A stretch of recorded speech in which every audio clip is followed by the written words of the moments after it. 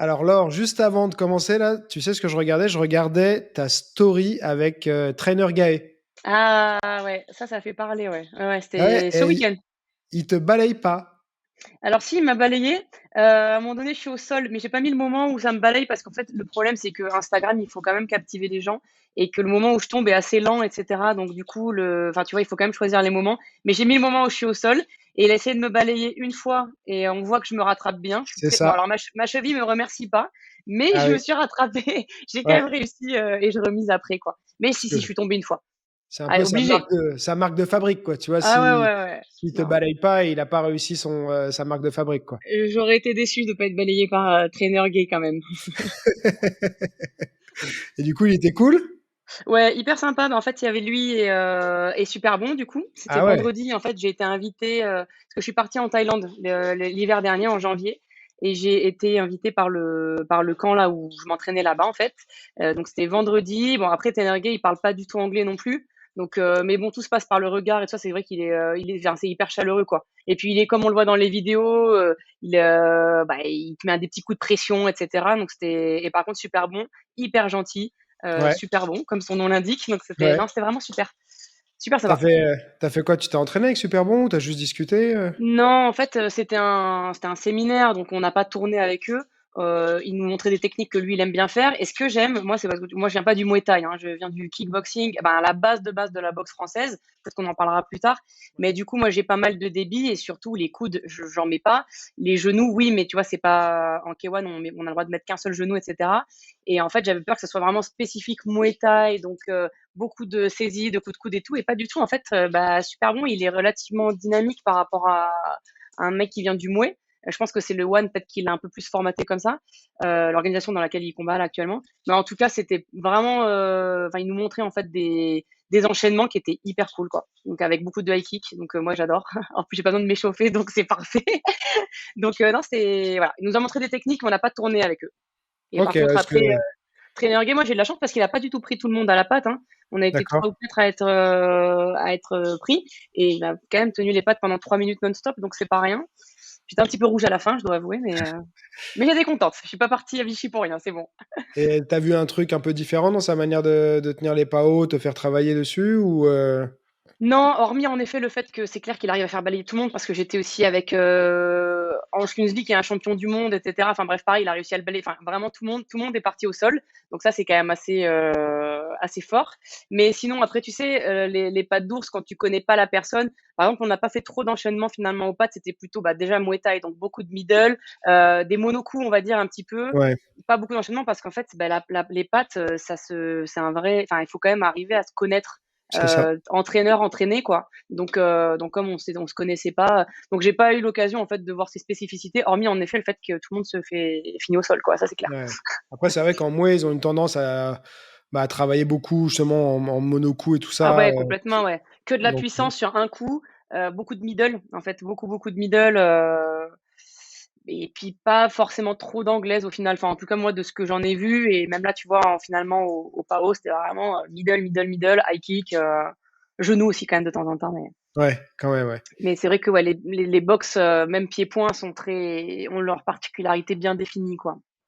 Alors, tu vois, là, j'en ai parlé hier ou avant-hier, je sais plus, dans un autre podcast que j'ai enregistré là, avec Pierre David, qui est un ancien compétiteur de savate, mais qui est surtout préparateur mental.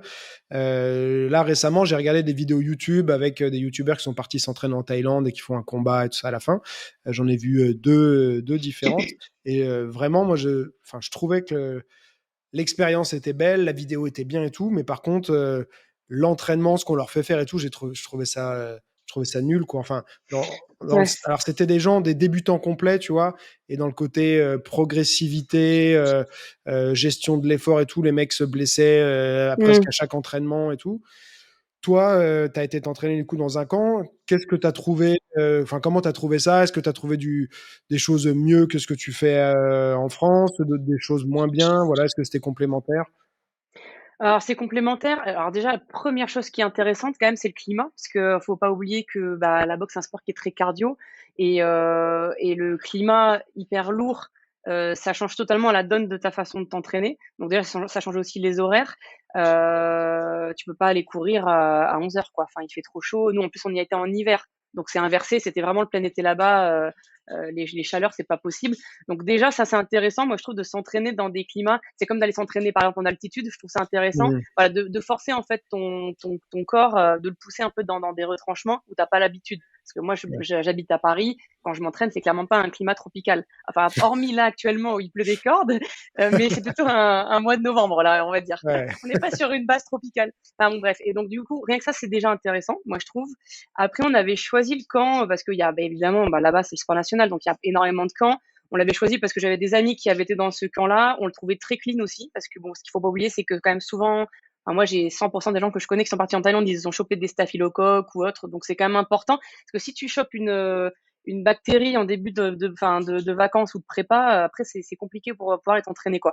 Donc on avait aussi choisi en fonction de ça, pour être très honnête. Et le camp était voilà super bien noté, etc.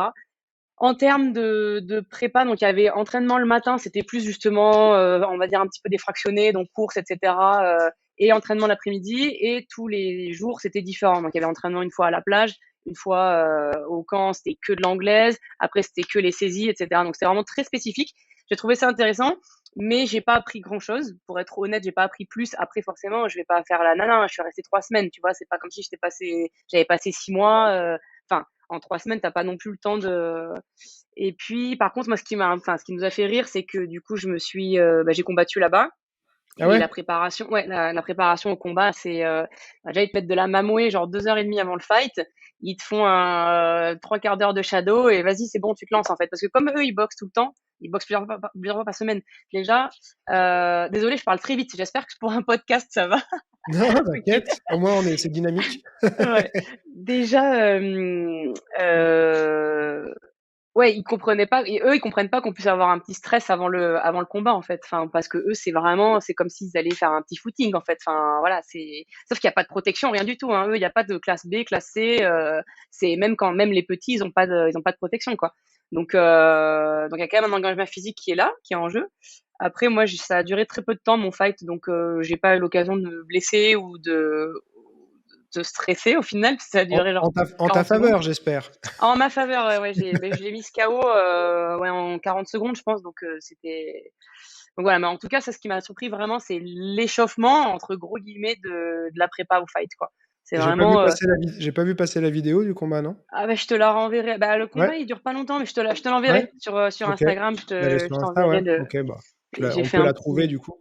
Et Ouais, ouais, ouais. parce que par rapport, par rapport à ta préparation, d'un combat à toi, quand tu combats, avec, tes coachs ou en France, tout ça, toi tu sais comment? Juste, toute la phase avant combat et tout, comment tu te prépares, pour monter Ouais, sur le ring? alors déjà, je me mets pas de la même way 2 heures et demie avant. On va dire, en fait, il y a une grosse heure de préparation avant fight, mais il y a de l'échauffement, ça c'est important. Bah, moi, mon préparateur physique, c'est Kostia, que justement t'as interviewé il y a pas très longtemps, je crois la semaine dernière. Donc voilà, donc c'est Kostia qui gère ma prépa physique. Donc pour mon dernier combat en France, là, c'était fin mai. Bah, c'est lui qui va gérer tout travail en fait aussi d'explosivité, voilà, l'échauffement vraiment, petite montée cardiaque, etc. Ça, c'était lui. Ensuite, j'ai Ange Kunzli, pardon, qui était dans mon coin aussi, qui est boxeur pro et coach sportif. Et donc lui, il me tient les pattes et on travaille un peu stratégique en fait. On revoit les bases qu'on a vues en fonction de mon adversaire, en fonction de moi aussi, mes points forts, etc. Ce qui surprend, par exemple, comme je suis gauchère, j'ai des petites particularités que je fais, etc. Donc on les revoit sans mettre trop de puissance en fait à la patte, hein. Le but c'est pas de se cramer, de se smasher avant de monter. Après, moi, je sais que je suis aussi un peu un diesel et c'est pas mal que je monte sur le ring un peu dans le second souffle en fait, quoi. Quand je suis déjà bien, voilà. Mais et puis voilà. Enfin, c'est ça. En gros, c'est on va dire 1 heure de prépa entre la montée cardio et technico-tactique à la patte après, voilà quoi. OK, et actuellement, parce que dans ce que tu me dis, j'entends pas que tu avais un coach, attitré sur la boxe pied-point, non? Tu En pas de fait, coach en ce moment? non, en fait, j'ai pas de coach. C'est pour des raisons techniques. En fait, le problème, c'est que comme moi, je suis coach, je travaille quand les gens travaillent pas.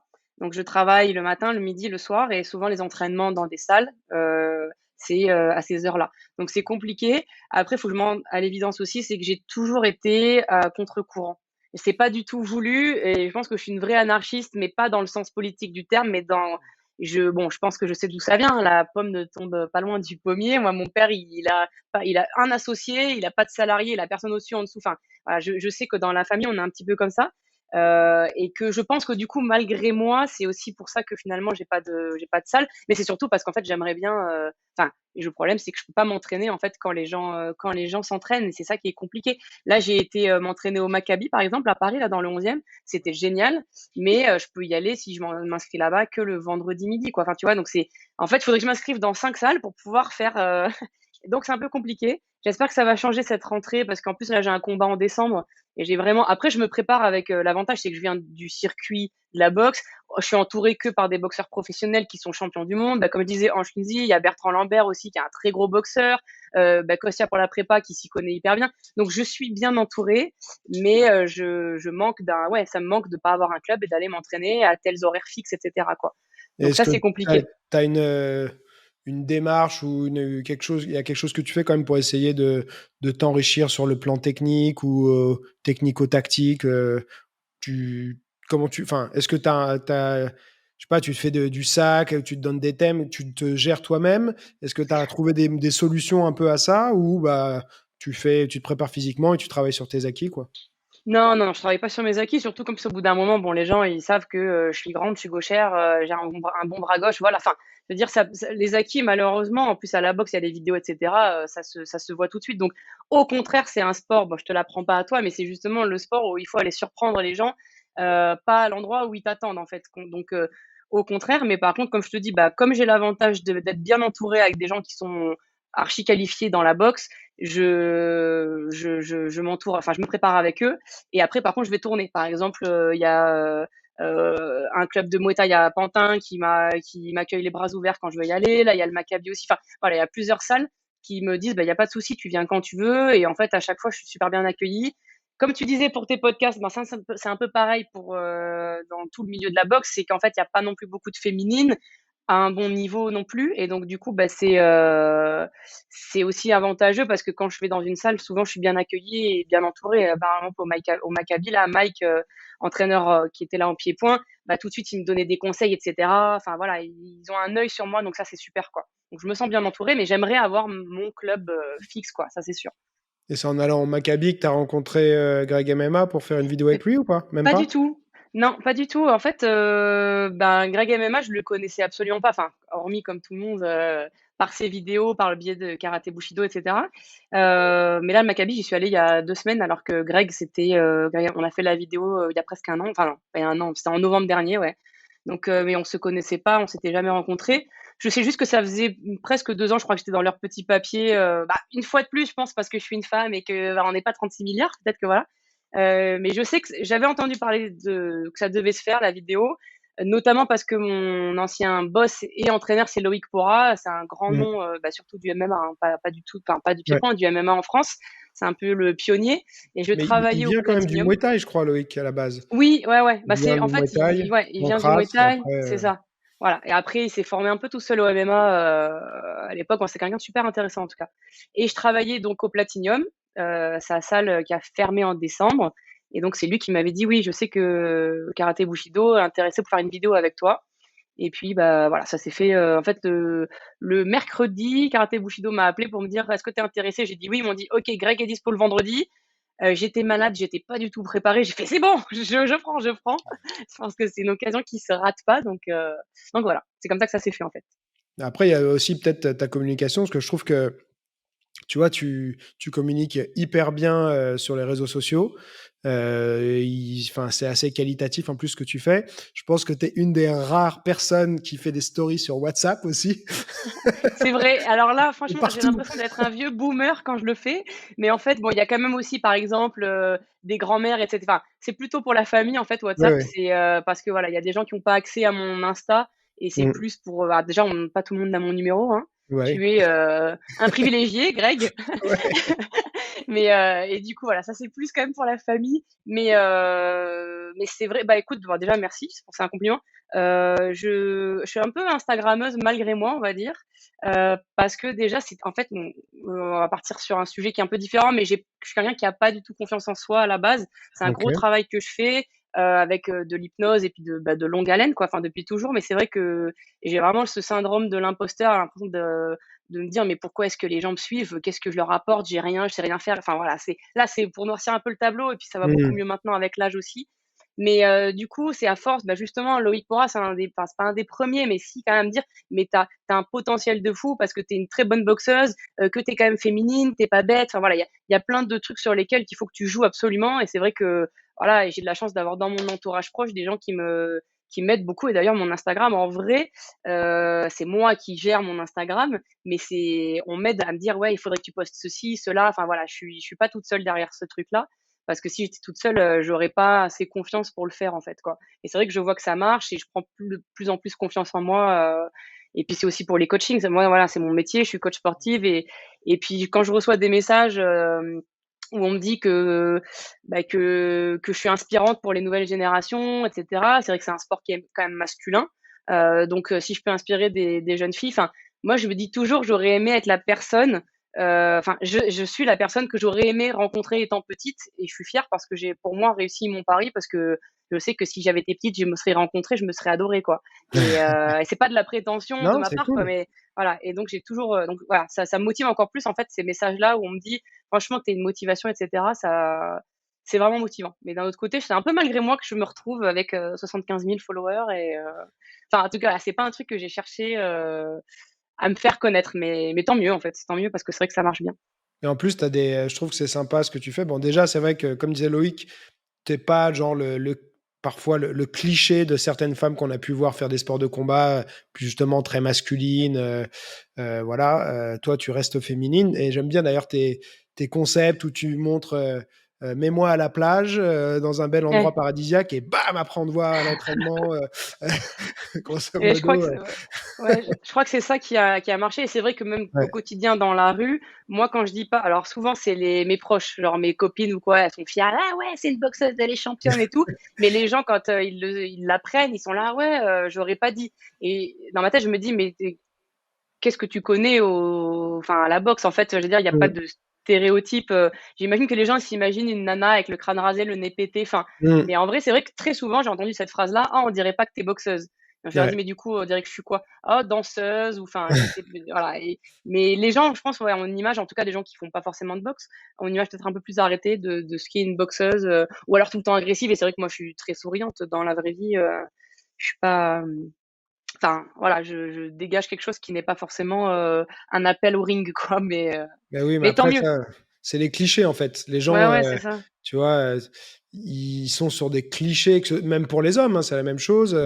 Ou quand tu dis que tu fais, les gens ils disent ah ouais, faut pas t'emmerder, machin et tout. Non, mais Ah je vais pas te, même si tu m'emmerdes, je vais pas te casser tu vois, la gueule instantanément parce que ouais, ouais. au contraire, je sais ce que c'est, les dégâts qu'on peut faire et tout en frappant quelqu'un. Je vais pas le faire à la légère, tu vois. C'est Mmh. vraiment des clichés qui je sais pas si un jour on arrivera à s'en défaire, mais qui perdure depuis toujours, quoi.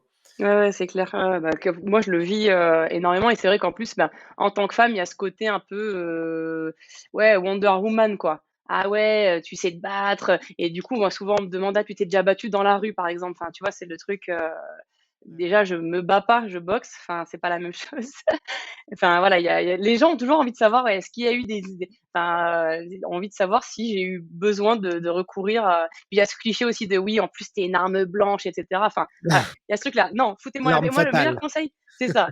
À chaque fois qu'on me dit, qu'on me pose des questions là-dessus, je leur dis: «Le conseil que je vous donne, si vous vous faites emmerder, fuyez et n'essayez pas de vous battre, essayez pas de». C'est la meilleure des attaques, Alors pour de s'enfuir. satisfaire quand même la curiosité des gens, je vais pas dire est-ce que tu as eu à te battre, mais est-ce que tu as eu à te défendre déjà dans la rue? Si tu as Alors envie j'ai d'en déjà eu parler, tu es pas obligé. ouais, ouais, ouais, j'ai déjà alors je pense que déjà, je suis la force tranquille. Je dis pas que les gens qui se font agresser, bien sûr, le mérite, c'est absolument pas ça. Mais en tout cas, ce que je sais, c'est que j'ai déjà évité des situations, où c'était moi qui étais censée être agressée, pas par excès de confiance, mais parce que je n'avais pas peur de l'agresseur, en fait.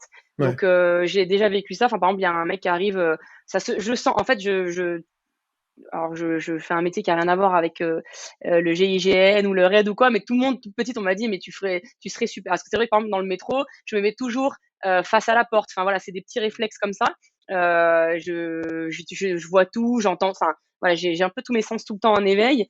Et par exemple, j'ai senti que cette personne, elle était malsaine. J'ai senti qu'il y avait un truc, il cherchait, c'est bon, c'était un homme, il cherchait la merde, hein, désolé pour le terme.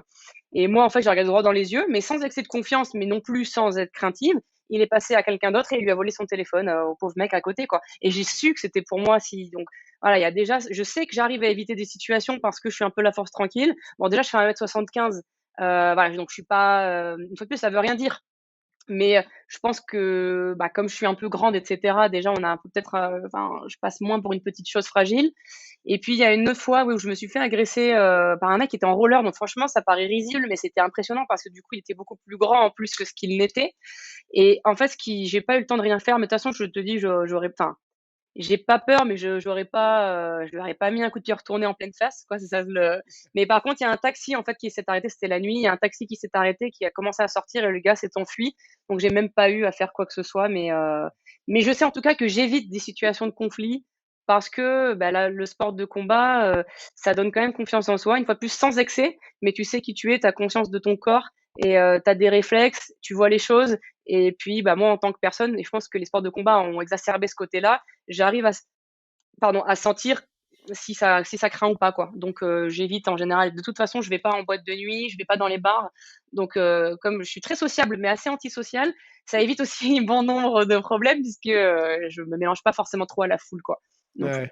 Mais tu vois, ça, c'est un truc, je pense qu'il vient pas assez dans le débat, parce qu'il y a toujours ce débat qui est à la mode de ces dernières années sur self-défense, MMA, machin, l'efficacité dans la rue et tout. mm, Mais le simple fait de pratiquer un art martial, un système de self-défense, un sport de combat, même si le truc que tu apprends n'est peut-être pas directement utile ou le plus efficace, la confiance que ça peut c'est te ça. donner, tu vois, de dire, moi je fais un truc quand même que la majorité des gens ne font pas, j'ai appris à frapper, j'ai appris à développer de la vitesse, avoir un coup d'œil, des réflexes, tout ça, ça te donne de la confiance. Même si c'est pas la réalité, tu vois, peut-être que ce que tu as appris, ça va pas t'aider, mais la confiance que ça te donne, effectivement, tu vois, déjà, je trouve que ça peut te permettre d'éviter pas mal de situations, parce que bah, les agresseurs sont lâches et ils ont tendance à choisir les victimes les plus faciles, donc Ouais, ils vont c'est pas ça. vers les gens qui respirent, tu vois, la confiance et la force tranquille, comme tu dis aussi, tu vois. Ouais, c'est ça. Non, non, totalement. Moi, je sais que je fais pas mal de stages, enfin de séminaires, quoi, dans des clubs de Krav Maga. Et ça plaît pas mal Ouais. parce que, bah, en fait, il y a énormément de femmes en fait inscrites. Le Krav Maga, c'est vraiment du self-défense pur. Et, Mm. et c'est vrai que quand je fais les séminaires, je vois qu'il y a vraiment énormément de femmes. Et après, quand je discute avec bah, ceux qui m'ont, enfin les gestionnaires des clubs de Krav Maga me disent, ouais, il y a vraiment une recrudescence de femmes. Et parce que, en effet, peut-être que tu vas jamais t'en servir et tant mieux, parce que vraiment, tout ce que je souhaite, c'est que les gens se battent pas dans la rue. C'est quand même, enfin, Bah oui. puis en plus de ça, avec un coup mal placé, tu peux tuer quelqu'un, quoi. Donc après, tu te retrouves avec ça sur la conscience toute ta vie. Euh, mais au moins, voilà, cette confiance en toi. Moi, je me déplace pas dans la rue en me disant waouh, je suis trop forte, je suis une boxeuse, etc. C'est pas du tout ça. Mais tu sais qui tu es, ne serait-ce que la coordination des mouvements. Enfin voilà, tout, voilà, les réflexes, tout est voilà, c'est une vraie thérapie, hein, franchement. Et puis pour aller un peu plus loin, moi, parce que du coup sur alors plus les femmes, peut-être qu'elles se livrent aussi plus à moi, mais moi 100%, enfin, on va dire 99,9% des femmes que j'ai dans mes cours collectifs ou en coaching privé, c'est des femmes qui ont une fois dans leur vie ont vécu quelque chose d'assez dramatique en fait. C'est pas du tout un sport que tu choisis par hasard. Mais là, je parle même pas du haut niveau ou d'aller sur un ring parce que c'est encore autre chose. Hein, d'aller sur un ring, voilà, voilà, il y a encore autre chose que tu vas chercher. Mais en tout cas, ne serait-ce qu'en coaching, en tout cas, je parle pour les femmes, il y a eu un événement traumatisant à un moment donné dans leur vie, quoi. Donc c'est une vraie thérapie, ouais, la boxe, franchement. Ouais. Et toi, alors, donc je sais que tu as un sac de frappe dans ta chambre depuis que tu as 6 ans. Oui. Comment ça t'est venu cette envie, cette passion, je sais pas, pour la boxe? Ah, franchement, c'est un peu cliché, mais je vais vraiment te dire comme je pense et que je pense que c'est la boxe qui m'a choisi, pas l'inverse, parce que dans ma famille, personne ne boxe. Bon, on est quatre enfants, j'ai un seul frère, après c'est des filles. Ça veut rien dire, hein, mais ni mon frère ni mes sœurs ne boxent. Mon père a rien à faire des sports de combat. Je sais juste qu'on regardait vite fait parce qu'on avait, on arrivait à crypter Intersport quand on était petite, quand on était petit, ou Eurosport, je sais plus là, c'est quoi la chaîne. Enfin, bref, c'était à Euh, l'époque. Et il y avait Jérôme Le Banner, donc on regardait ça en hmm. famille parce que c'était impressionnant, mais personne m'a jamais, en tout cas, de mon entourage, j'ai aucun boxeur. Donc vraiment, j'ai mis les pieds dedans toute seule. Je me rappelle juste que quand j'avais 6 ans, j'ai demandé au Père Noël un sac de frappe et que depuis mes 6 ans jusqu'à que je sois partie de chez mes parents, bah maintenant il y a un sac de frappe encore dans le garage, mais ce sac est resté au milieu de ma chambre. Alors, je vais pas te mentir, j'étais pas tout le temps en train de taper dessus, hein. Des fois, je m'accrochais, je Mmh. dansais, enfin, Ouais. je faisais n'importe quoi avec, mais en tout cas, il y avait ce truc de boxe. J'ai toujours rêvé de boxer. Mais quand je disais boxer, je voulais monter sur un ring et casser des gueules. J'ai toujours rêvé de ça depuis toute petite. Je ne sais pas d'où ça vient. Ce que je sais juste, c'est que j'ai une rage énorme en moi et ça, c'est indéniable. Je suis quelqu'un de violent. Maintenant, c'est devenu une rage productive et notamment grâce à la boxe, mais je suis quelqu'un qui a une grande violence en soi, ce qui a fallu beaucoup travailler parce que c'est pas simple. Voilà, donc maintenant, je suis apaisée, etc. Mais c'est vrai que j'avais cette violence en moi. Bon, le quotidien aussi familial, enfin, fait aussi que personne n'était violent hein, dans ma famille, mais en tout cas, on a vécu des Mmh. choses qui sont très dures. Depuis petite, je vis quand même des traumatismes, ce qui fait que je pense que c'est ça aussi, inconsciemment, que tu te dis, mais qu'est-ce que j'ai mérité, quoi, en fait. Enfin, voilà. Et donc, du coup, je pense que ça m'a aussi aidé à avoir envie d'aller dans ce sport-là. Mais je sais pas. Je pourrais pas te dire, il n'y a pas d'élément déclencheur. J'ai toujours voulu boxer, quoi. Je me rappelle, j'avais vu une fois une émission sur des filles qui boxaient, ça devait être sur Arte, je crois. Enfin, un truc, tu vois, vraiment, pas des filles connues, rien du tout. Et je me disais, mais je veux faire ça, quoi, vraiment. Et quand je suis rentrée vraiment dans une salle de boxe, j'ai dit, je veux monter sur un ring, c'est tout. Je veux pas m'entraîner pour rien. Je veux aller sur un ring, quoi. Parce que c'est marrant, souvent il doit y avoir un truc déclencheur, tu vois, parce que bah, à la naissance, tu sais, voilà, tu connais rien de la vie, Mmh, tu grandis, et il y en a beaucoup qui savent pas ce que c'est la boxe, tu vois, dans leurs premières années de vie, sauf s'ils y ont été exposés c'est ça. d'une manière Ce ou qui est d'une autre. souvent Donc le toi, cas sur des champions, ouais. il y a bien quelque chose, tu as bien dû être exposé à ça, déjà pour en prendre connaissance, savoir que ça existait, et dire, ah ouais, moi, c'est ça que je veux faire, quoi. Et Ouais, t'as pas ouais. ce souvenir-là? Aucun souvenir. Comme je te dis, je sais qu'on est arrivé à choper, c'est Eurosport, hein, c'est ça, c'est pas Hmm. Intersport. Intersport, c'est les magasins. Eurosport, ouais. Eurosport et qu'on regardait le banner, en famille et que ça voilà, c'était excitant. Il arrivait avec des grues, des machins, mais je pense que c'est ça qui a dû me captiver dès le début, tu vois? Enfin, en tout cas, mais T'as pas vraiment, eu j'ai de pas de film, souvenir. de dessin Non. animé, de... Ouais, non, non, Ah vraiment, ouais. mais je me rappelle de ça, je me rappelle, ouais, de cette émission que j'avais vue un peu à la volée comme ça, des filles qui montaient sur un ring, c'est en boxe anglaise et d'avoir toujours voulu, en fait, je suis hyperactive, clinique donc voilà, genre, je sais que j'ai un trop plein d'énergie tout le temps et ça que je te disais aussi tout à l'heure, c'est que j'ai tous mes sens qui sont surdéveloppés. Ça paraît un peu super pouvoir quand on le dit comme ça, mais c'est très fatigant parce que du coup, je fais pas de par exemple, si on est tous les 2 dans un restaurant, je vais entendre autant les conversations à côté que ce que nous on se dit. Donc c'est super fatigant. J'ai tout le temps, et je pense que la boxe, enfin, je sentais que j'avais besoin en fait d'exprimer des trucs quoi. J'avais besoin de enfin et la boxe, est apparue quoi. Et ça, c'est Mais marrant parce non, que tu j'ai vois, moi, c'est un truc bah, qu'on a en commun. J'avais vraiment une sorte de violence en moi. Je suis quelqu'un aussi un peu avec des tendances violentes à la base et ça m'a vraiment aidé à me maîtriser, mais ça a pris du temps. Même dans ma vingtaine, ça m'arrivait encore des fois de switcher, voilà, alors que j'étais pratiquant de longue date et tout. Et ouais, ça, je ouais. pourrais pas vraiment dire, tu vois, d'où ça vient, tu vois, pourquoi ça vient. Enfin, pourquoi j'étais comme ça, quoi.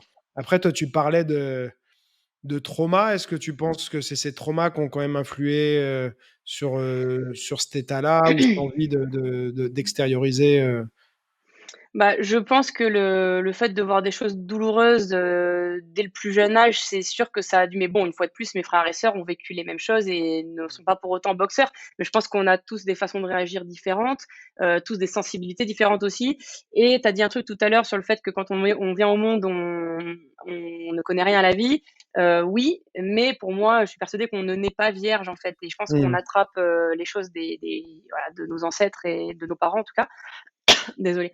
Et mes parents ayant vécu des choses très dures, je pense que, j'ai récupéré aussi, des traumas, Mmh. antérieurs, en fait. Alors on y croit, on n'y croit pas, moi j'y crois, et je pense que si je suis arrivée avec cette rage, au monde, c'est parce qu'on me l'a aussi retransmis, quoi.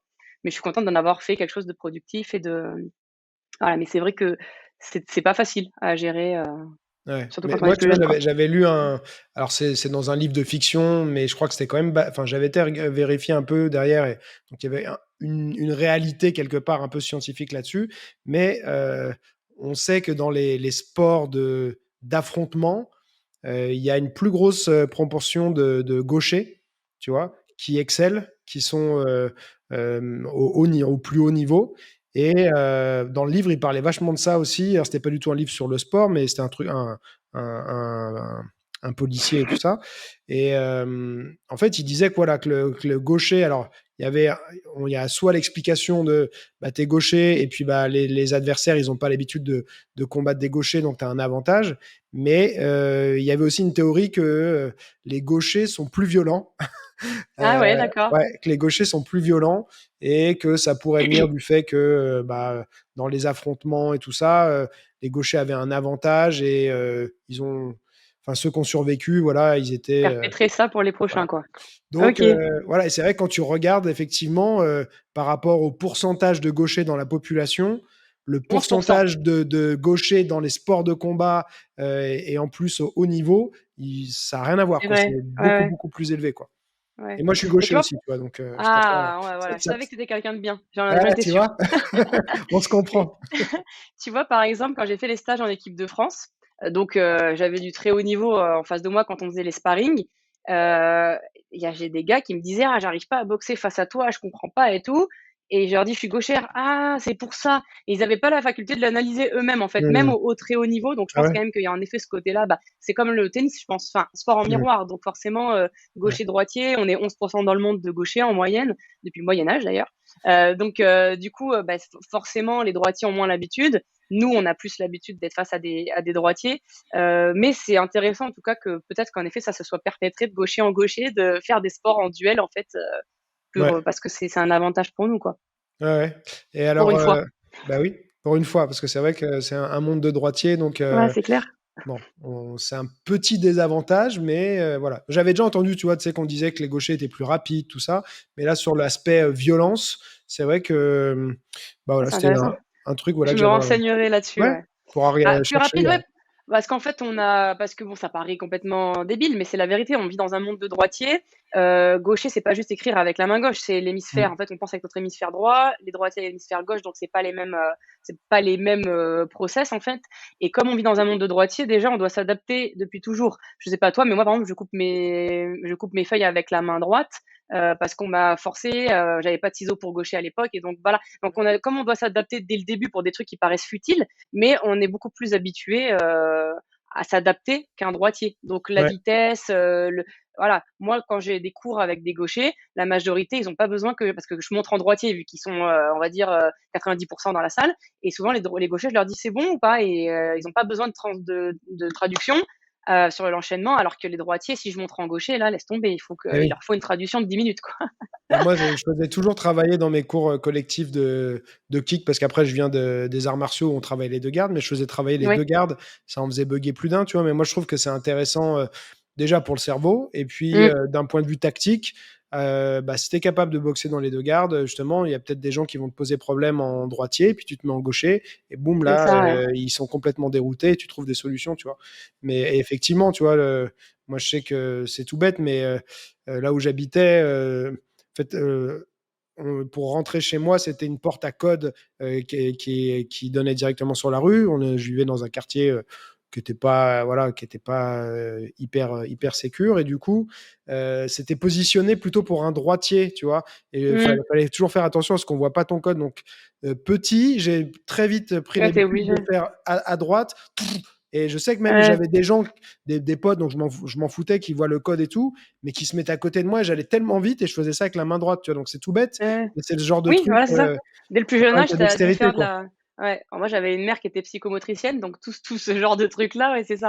Tu obligé de t'adapter, à un monde qui personne ne s'en rend compte, mais oui, qui est fait pour les droitiers.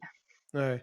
Alors, toi, après, donc, grosse passion dès l'enfance pour la boxe. À 6 ans, tu as un sac de frappe dans ta chambre avec lequel tu t'amuses un peu et tout. Tu fais pas que de la boxe, mais voilà, tu es déjà familiarisé avec ça. Et c'est à 14 ans que tu commences, c'est ça? Ouais, en fait, ça a pris du temps, bon déjà j'ai enfin 2 premières passions, on va dire, pareil toujours dans le enfin, ça paraît très très éloigné, et en même temps pour moi je les associe parce que c'était dans le domaine de l'évasion. En fait, tu t'évades, tu te crées ton propre monde, et en fait, comme j'ai fait du théâtre pendant 10 longues années, c'était vraiment ma première passion. Bah, bon, déjà, c'était plus simple de trouver un club de théâtre qu'un club de boxe. Et puis, et en fait, quand à 14 ans, j'ai commencé la boxe, je me suis retrouvée dans un club où j'étais la seule fille, j'avais 14 ans, où bah, les autres boxeurs avaient plutôt 17, 18. Et puis, bah, l'entraîneur était ultra misogyne, alors que je suis pas du tout pro-féministe. Enfin, bref, c'est Mmh. pas. Mais c'est vrai que j'ai été vraiment mise de côté, en fait, complètement. Et du coup, je me rappelle, ma mère, elle me forçait à y aller. Elle me dit, j'ai payé l'année, c'est hors de question que tu y ailles plus. Mais ça me donnait pas envie parce qu'en fait, j'étais vraiment mise de côté et enfin, ça, voilà, c'était pas Ouais. du tout agréable, en fait. Donc, du coup, j'ai arrêté. Enfin, j'ai fait qu'une année, donc forcée par ma mère à y aller, etc. Et puis j'ai vraiment recommencé, je dirais, entre 19 et 20. Et quand je suis arrivée à Paris après, donc il y a une petite dizaine, ouais, vers 24-25 ans en fait. C'est là où j'ai commencé vraiment, où je suis arrivée dans mon club, c'était de la boxe française. En fait, j'ai un ami qui s'appelle Luc, qui est entraîneur à Toulouse, de Muay Thai et de boxe française. C'est lui qui m'avait dit, fais de la boxe française parce qu'il y a plus de féminines. Ouais. Justement, c'est très technique, donc c'est une très bonne école pour commencer. Et si toi tu veux faire des assauts, des combats, bah, comme il y a plus de filles, tu auras beaucoup plus d'opportunités de boxer. Donc c'est pour ça qu'on m'a dirigée en fait vers la BF. Moi, je serais jamais allée de moi-même. Et d'ailleurs, j'en suis assez vite partie, mais par contre, je remercie Luc parce que c'est une très bonne école pour commencer, etc. Mmh. Mais j'ai vraiment commencé, bah, tu vois, ça m'a toujours suivi, mais en fait, j'ai commencé assez tard. Hein. J'ai commencé à 24, 25 ans, vraiment, où là, je me suis dit, c'est bon, c'est ça, quoi, c'est tout. Je me donne vraiment à fond là-dessus. Ouais, c'est fou, tu vois. Bah, je trouve ça que c'est un bon exemple parce qu'il y a tellement de gens qui trouvent qu'ils sont trop vieux pour commencer ou tu vois. Ça, Mhm. c'est des messages que je reçois ou des commentaires que je vois souvent sur l'âge. Il y en a qui pensent qu'il faut commencer tout petit et tout ça.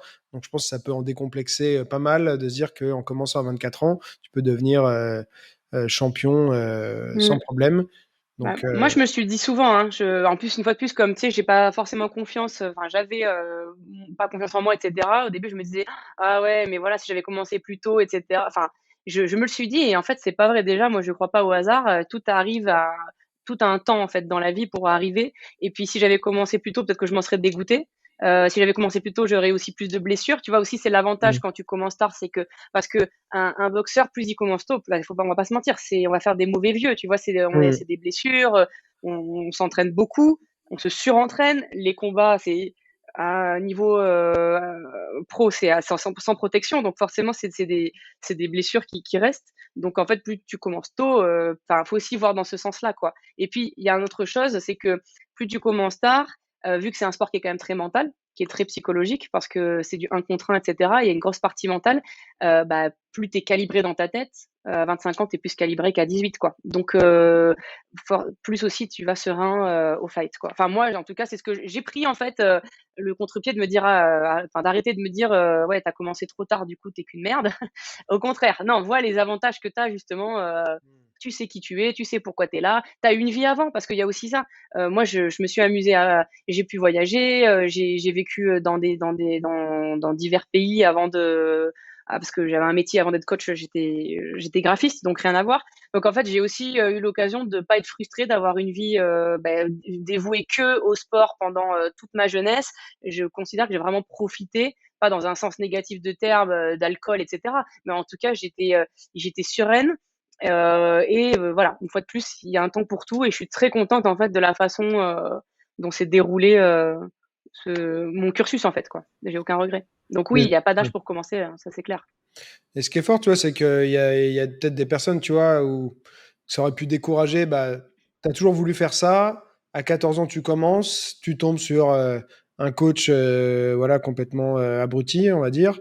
Et puis, bah, ça aurait pu te décourager parce que au final, c'est un truc bah, que tu as attendu peut-être longtemps. Et donc, bah, les attentes peuvent être encore plus hautes, tu vois, que quelqu'un qui se dit, bah, tiens, ça pourrait être sympa de faire ça, qui commence comme ça un peu, tu vois, mais pas avec, pas avec des 10 ans derrière de j'ai envie de boxer, tu vois. Et Mhm. malgré tout, ça t'a pas découragé. En fait, je suis quelqu'un qui sait exactement ce que je veux.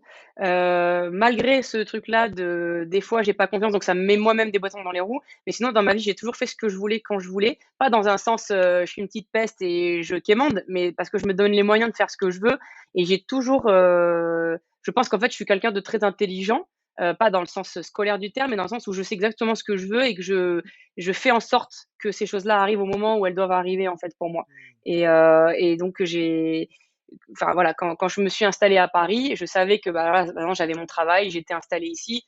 Voilà, je savais que je pouvais démarrer aussi parce que on va pas, voilà, tout sport, hein, quand ça demande de la compétition ou du haut niveau, il faut être sédentaire, quoi. Tu peux pas une semaine sur deux ne pas être là, en fait. Enfin, c'est t'entraîner tout le temps et c'est prioriser en fait les entraînements par rapport au reste. Donc c'est aussi important de se dire, bah là maintenant je suis stabilisée, je suis dans une ville qui me permet d'aller tous les jours à m'entraîner et je me pose plus de questions en fait. Donc c'était aussi le bon timing par rapport à ça, quoi. Et alors, c'est quoi un peu la timeline quand tu commences? Combien de temps tu mets avant de, bah, déjà de dire, OK, ouais, ça confirme tout ce que je pensais, c'est vraiment fait pour moi. Et j'ai envie de faire de la compète, de combattre. Et quand est-ce que ça arrive, le premier combat, quoi? Ça arrivait très vite. Alors en fait, donc j'ai commencé en boxe française et boxe française, juste pour rappel pour ceux qui sont peut-être pas au courant, mais il y a aussi une très grosse partie en assaut. Il y a même des championnats du monde d'assaut, etc. Donc c'est vraiment distinct. Il y a le combat, le plein contact en fait, et l'assaut. Et l'assaut, c'est vraiment à la touche, quoi. C'est même pas on appuie un petit peu. Enfin, je sais que le moindre bruit de la chaussure sur le gant, on se fait arrêter, quoi. Donc j'ai jamais voulu faire d'assaut de ma vie, ça c'était sûr. Je voulais faire du plein contact. Et mon entraîneur qui s'appelle Lionel, que je remercierai toujours parce que c'est lui en fait qui m'a lancé dans la boxe. On était un tout petit club, hein. Je m'entraînais à l'école militaire dans Paris, mais c'était vraiment un tout petit club. Et puis je lui disais je veux combattre, je veux combattre, je veux combattre. Donc déjà quand on s'est rencontrés, il m'a dit ok bah viens t'entraîner demain. Et là je suis venue tous les jours depuis ce jour-là qui m'a accueilli dans le club. Il m'a amené faire mon premier combat. Donc j'ai passé mon gant jaune. Déjà il faut passer des gants en fait en BF. Donc le gant jaune il permet soit de passer le monitorat après, soit de faire du plein contact. Et j'ai passé mon gant jaune pour pouvoir En combien de combattre. temps? Je pense franchement c'était la même année. C'était la première année où j'ai commencé, peut-être en 6 mois, quelque chose comme ça. Enfin Alors, vraiment, tu m'entends? ouais, je te coupe juste dans l'histoire. Est-ce que, en toute honnêteté, sans faire de fausse modestie, est-ce que tu penses que tu étais doué? Est-ce que c'est un truc, boum, t'as vite progressé ou pas? Ou c'est juste par le travail, la régularité, la quantité d'entraînement et tout, que tu as évolué rapidement? Je pense qu'il y a des 2 parce que, par exemple, quand je vois des débutants qui boxent, je sais qu'il y a pas tous, hein, mais certains, je sais que, par exemple, j'ai jamais boxé même en tant que débutante de cette façon-là. Donc je pense que, bien sûr, il y a à la base, il y a des prédispositions, mais il y a le travail et l'envie, quoi, ça c'est clair. Et mon premier combat, bon, c'était la boucherie parce qu'en plus en boxe française, c'est très technique, il faut armer les coups, etc. Mm. J'y suis allée, c'était pas propre du tout, ça c'est clair. Mais par contre, j'ai impressionné mon entraîneur et en fait, il m'a dit à la fin du combat, il m'a dit, bon, je t'ai amené au fight pour te prouver que t'étais pas prête, enfin, pour te montrer que t'étais pas prête. Et en fait, il me dit, c'est toi qui m'as prouvé que moi, j'étais pas prêt parce que clairement, on y va, quoi. C'est bon, il y a que, enfin, donc voilà. Donc en fait, mon premier fight à la base, c'était plutôt pour essayer de me calmer, qui m'avait emmené là-bas, de me canaliser.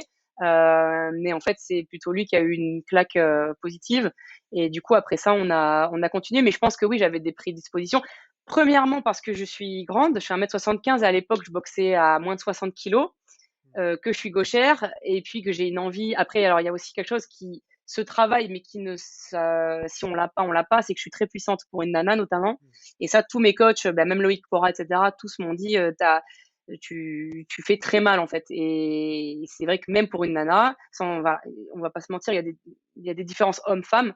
Voilà, donc j'ai aussi beaucoup de puissance et ça, dès le début. J'ai mis beaucoup de KO, surtout en BF, vu que j'étais nulle en technique. Mon entraîneur, j'en ai dans le coin, il me disait non, là, il faut que tu mettes un KO parce que sinon on perd. Hein. Du coup, il y allait, bah, bah. C'était pomme de terre, mais c'était bon, efficace en tout cas. Et j'ai vite eu une petite réputation en boxe française de bourrine. Mais La bref, donc oui, castagneuse. ouais, c'est ça. Bah, surtout en BF où les filles viennent pas mal de l'assaut, en fait. Elles passent au combat, mais elles viennent de l'assaut. Elles ont une grande expérience en assaut. Et moi, j'ai fait un assaut pour faire plaisir à mon entraîneur parce qu'il organise un interclub, quoi. J'ai jamais Mm. voulu faire ça. Et encore, je crois que j'ai dû me faire arrêter, je sais pas combien de fois dans l'assaut parce que c'était trop puissant. Enfin, c'était un peu n'importe quoi. Mais voilà, mais en tout cas, oui, je pense que j'avais quand même à la base, j'étais douée. Je sais pas si, oui, je pense que c'est le terme. Même là, je me rends compte, par exemple, je peux mettre un high kick sans m'échauffer, quoi. Voilà, il y a des choses qui restent. Mais par contre, c'est en fait le talent, ça sert au début, c'est pas mal, mais c'est pas ça qui te fait aller au plus haut. Ça Donc, peut même parfois, te jouer des tours parce qu'il y a des personnes talentueuses qui, comme, elles ont pas de difficulté à progresser, vont moins travailler, tu vois? Donc, ouais, c'est souvent clair. ceux qui sont exceptionnels, tu vois, c'est comme par exemple Mayweather, c'est le premier exemple qui me vient là Ouais, à c'est le plus l'esprit, mais parlant aussi, ouais. extrêmement doué et bosseur, hors norme, tu vois? Ouais, Et c'est il ça, y a c'est des ça. personnes comme ça qui sont extrêmement douées et tu vois, qui tiennent pas dans la durée parce qu'il y a pas le côté bosseur en plus, tu vois? Ouais, ouais, non, c'est pour ça, c'est super important la régularité. Moi, je sais que au début, j'arrivais à l'entraînement, bah, j'avais fait une soirée avec mes potes la veille, donc j'avais pas trop dormi, machin et tout, et je me suis vite rendu compte que c'est impossible, en fait. Il y a un choix à faire.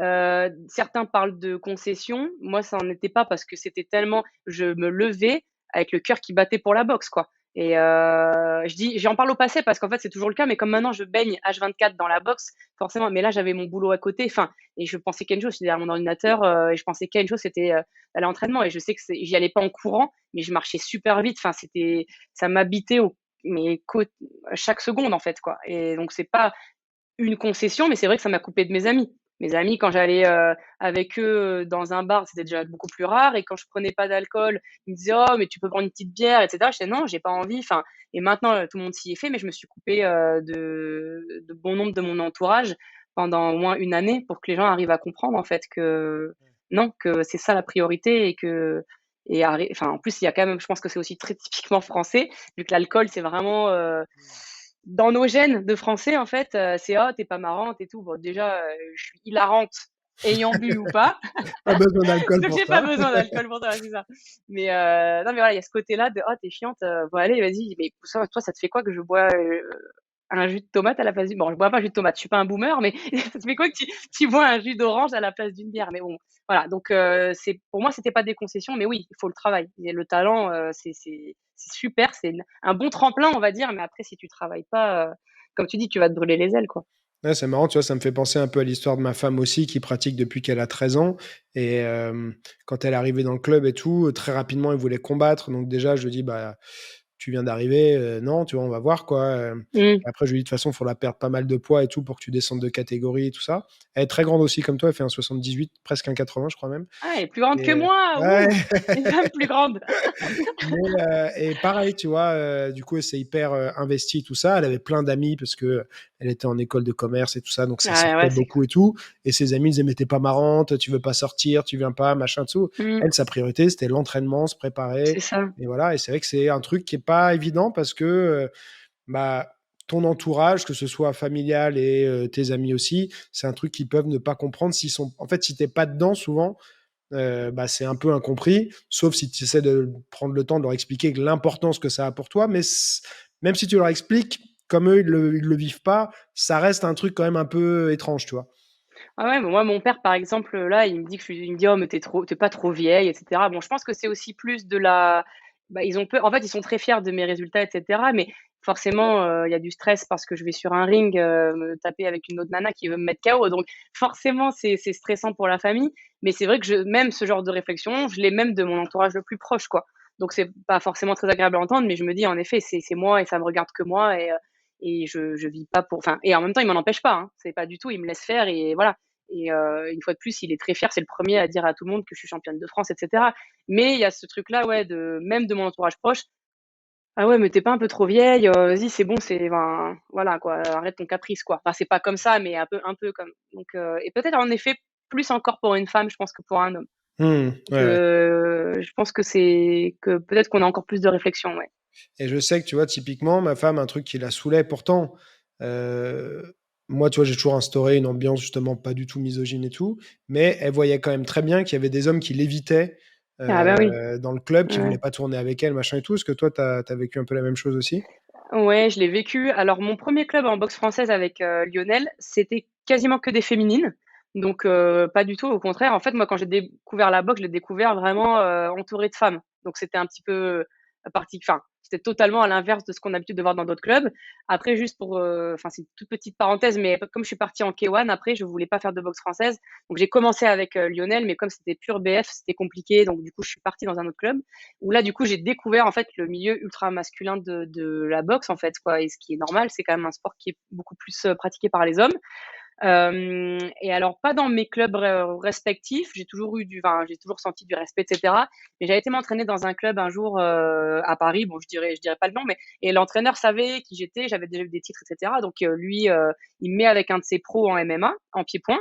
Et il dit bon voilà, il vient me voir, il me dit bon tu boxes comme d'hab et tout. Et son boxeur, enfin son combattant, parce que du coup c'est un mec qui fait du MMA, il lui dit mais vraiment, c'était même pas méchant. Enfin, il dit attends mais tu sais sérieux tu me mets avec une meuf? Et c'était même pas méchant, je sais pas comment dire, Ouais, je l'ai ouais. pas mal pris du tout parce que voilà, peut-être que dans son club les nanas ont pas forcément de niveau, j'en sais rien. Mais en tout cas, je me suis pas dit ah tu vas voir, je vais me venger. Enfin, je suis pas du tout comme ça. Et j'ai boxé comme je boxe d'habitude. Et en fait, à la fin, par contre, il s'est excusé. Il m'a dit franchement, je suis désolé d'avoir dit ça parce que je pensais pas que tu avais ce niveau-là. Et en fait, c'était voilà, on a boxé, bah, je l'ai mis en difficulté. Enfin, moi, Ouais. voilà, je suis puissante. Enfin, je l'ai boxé pas plus que de raison parce qu'il avait dit ça. Ça m'a pas énervé du tout. Mais par contre, oui, j'ai déjà eu des phrases comme ça, c'est clair. Ouais, je pense que j'en ai d'autres, hein, des anecdotes pareilles, mais en tout cas, celle-ci, c'était la plus marquante. Parce que en fait, son entraîneur, quand il est venu me voir en me parlant plus proche, en me disant tu boxes comme d'hab, je pense qu'il savait que le gars aurait cette réaction-là, en fait, et il a voulu un peu peut-être lui montrer que finalement, bah, il y a aussi des femmes qui savent boxer, quoi. Donc, Ouais. ouais, mais ouais, c'est déjà arrivé. C'est notre pain quotidien, mais bon, c'est pas grave. Et alors, du coup, tu te mets au K1 et une fois que tu te mets au K1, tu mets combien de temps cette fois pour combattre? Et ben en fait, je voulais rester avec Lionel parce que j'avais une forte attache avec cet entraîneur-là, avec ce club, etc. Mais lui, il faisait que de l'ABF et en fait, c'est l'année d'après. En fait, c'était en Ouais. 2016. Et je lui dis, voilà, enfin, il savait que je voulais faire. Je sais même pas comment ça s'est dit parce qu'au final, on se comprenait beaucoup et il n'y a pas eu de discussion de toi à moi. En fait, ça s'est fait un peu naturellement, mais en gros, il m'a pris une licence. Donc, j'étais la seule licenciée à la FFKMDA, donc c'est la fédération officielle de K1. Enfin, oui, ils font aussi Muay Thai, kickboxing, etc. Et donc, j'étais la seule licenciée en kickboxing et en K1 pour l'année 2016. Et en fait, bah, il fallait quand même que je lui prouve que c'était fait pour moi parce que sinon, il a fait tout ça pour rien, quoi. Et donc, j'ai gagné les championnats de France en K1 en kickboxing cette année-là. Et du coup, l'année d'après, bah, c'est pour ça aussi, je suis enfin, j'ai toujours été un petit peu précurseur voilà, et en fait, du coup, bah, grâce à moi, le club est devenu multibox. Donc, en fait, on a été plusieurs à se retrouver l'année d'après à faire aussi à faire les championnats de France, etc. Donc, finalement, ça a ouvert un peu le club à quelque chose qui s'attendait pas forcément à faire. Donc, c'était bénéfique pour tout le monde. Mais du coup, en fait, bah, là, ouais, vraiment un an, on va dire un an après que j'ai commencé à boxer, j'ai été championne de France, en fait, en amateur. Et, et l'année d'après, j'ai de nouveau gagné en K1 en kickboxing. Et là, enfin, à l'époque, il y avait beaucoup de filles dans ma catégorie et j'ai vraiment tout balayé. Enfin, et voilà quoi. Donc, et là, j'ai eu les propositions d'entrer au stage en équipe de France. Après, à la fin de la deuxième. Donc voilà, un an après avoir commencé vraiment la boxe et 2 ans après, j'étais déjà plusieurs fois championne de France en fait.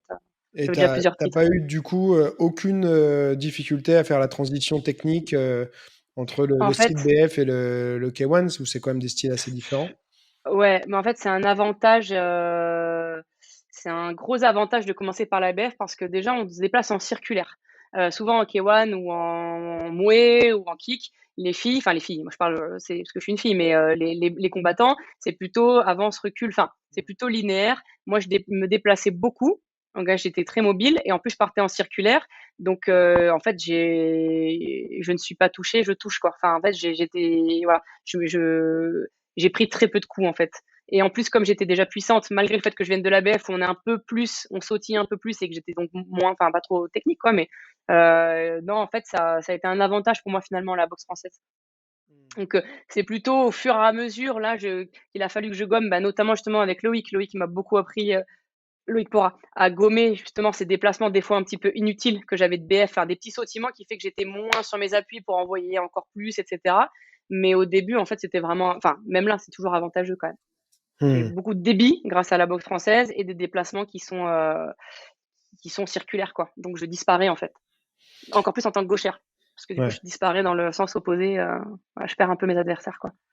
Et alors ton développement technique, il s'est fait comment au fur et à mesure, simplement bah, en t'entraînant régulièrement ou Est-ce que tu as peut-être des, je sais pas, des conseils à partager pour les gens qui débutent ou qui galèrent un peu à progresser, qui atteignent un plateau, un moment?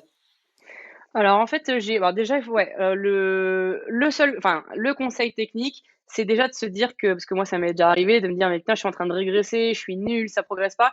Faut se dire que chaque entraînement qui est fait est une progression, peu importe le degré et que dans une progression, au début, surtout quand on débute, on va progresser énormément, puis après il y a des paliers et ça, en fait, il faut se dire que peu importe, il faut aller à l'entraînement et chaque entraînement, même si on a l'impression qu'on a été nul, c'est pas possible. L'entraînement, il est fait. Donc il y a forcément une étape qui a été franchie, ne serait-ce que 1. Donc ça, c'est super important de se le dire parce que des fois, on perd courage. En fait, on se dit, ah, j'ai l'impression que je suis nulle, etc.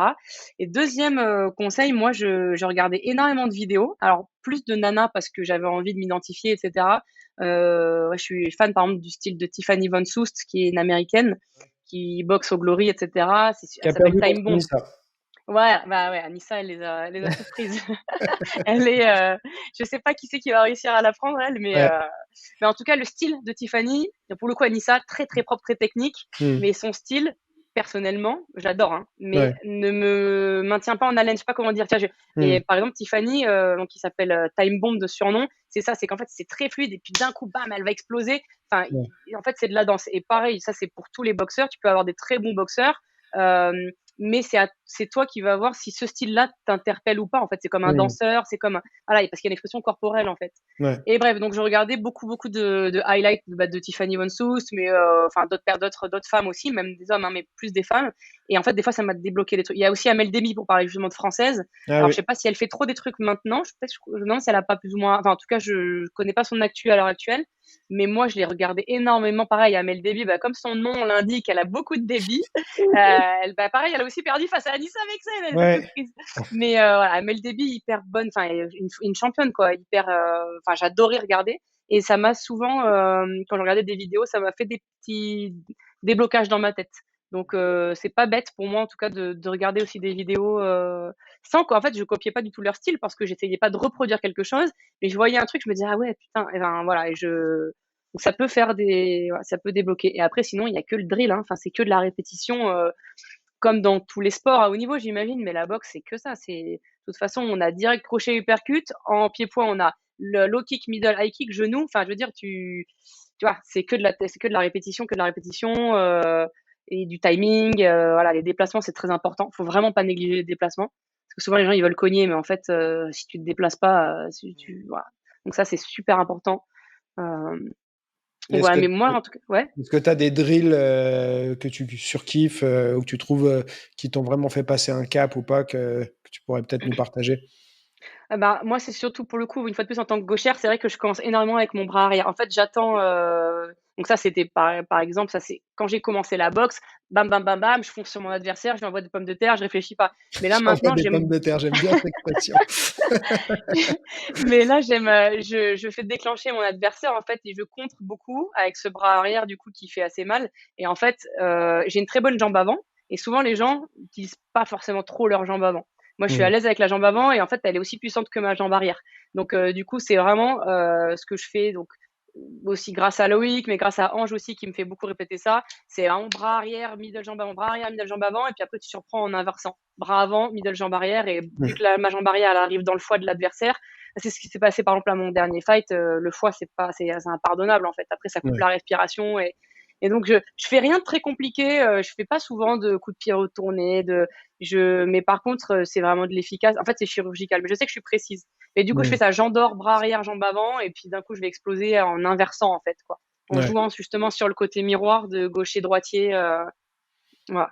Donc ça, c'est de la stratégie. Et est-ce que tu as peut-être, je sais pas, des exos que tu fais soit avec partenaire, soit en solo, je sais pas, du thème, des trucs comme ça je sais pas, dont tu te rappelles qui t'ont vraiment fait des déclics ou qui t'ont aidé à être plus à l'aise, tu vois, ou automatiser des trucs, tu vois. Bah, ce qu'il faut, bah, pour automatiser, ce qui est bien, parce que souvent, ce que je vois, moi, quand j'ai des élèves qui veulent aller sur le ring, mais qui débutent, c'est parce que c'est contre nature la boxe, donc tu te prends un coup, tu as un petit temps de te dire ah putain j'ai été touché, alors qu'en fait non, si tu es touché dans les gants, de toute façon ça marque pas de points, c'est pas grave. L'autre il s'est épuisé en mettant un enchaînement et toi donc en fait c'est essayer de riposter le plus rapidement possible. Donc c'est pas mal par exemple si c'est un pied-point de faire un échange jambe-jambe, enfin en fait de travailler du drill en un contre un, de la riposte rapide en fait, que ça soit en point ou en pied. Je sais pas si je suis très claire quand je Si, le si, dis ouais, je comme vois. ça à l'oral, mais voilà, en tout cas pour moi c'est important parce que le but c'est de fermer l'action. Et ce petit, parce que comme c'est contre nature la boxe, c'est tout à fait logique qu'un être humain, quand il prend un coup, il a un temps il a un temps entre je prends le coup et j'en mets un autre. Et ça, en fait, c'est ce qu'on doit travailler en tant qu'être humain, euh, pourvu de logique justement, se dire bah la boxe c'est tellement contre nature qu'en fait il faut enlever justement ce réflexe de reculer, ce réflexe de pas, non il faut riposter tout de suite.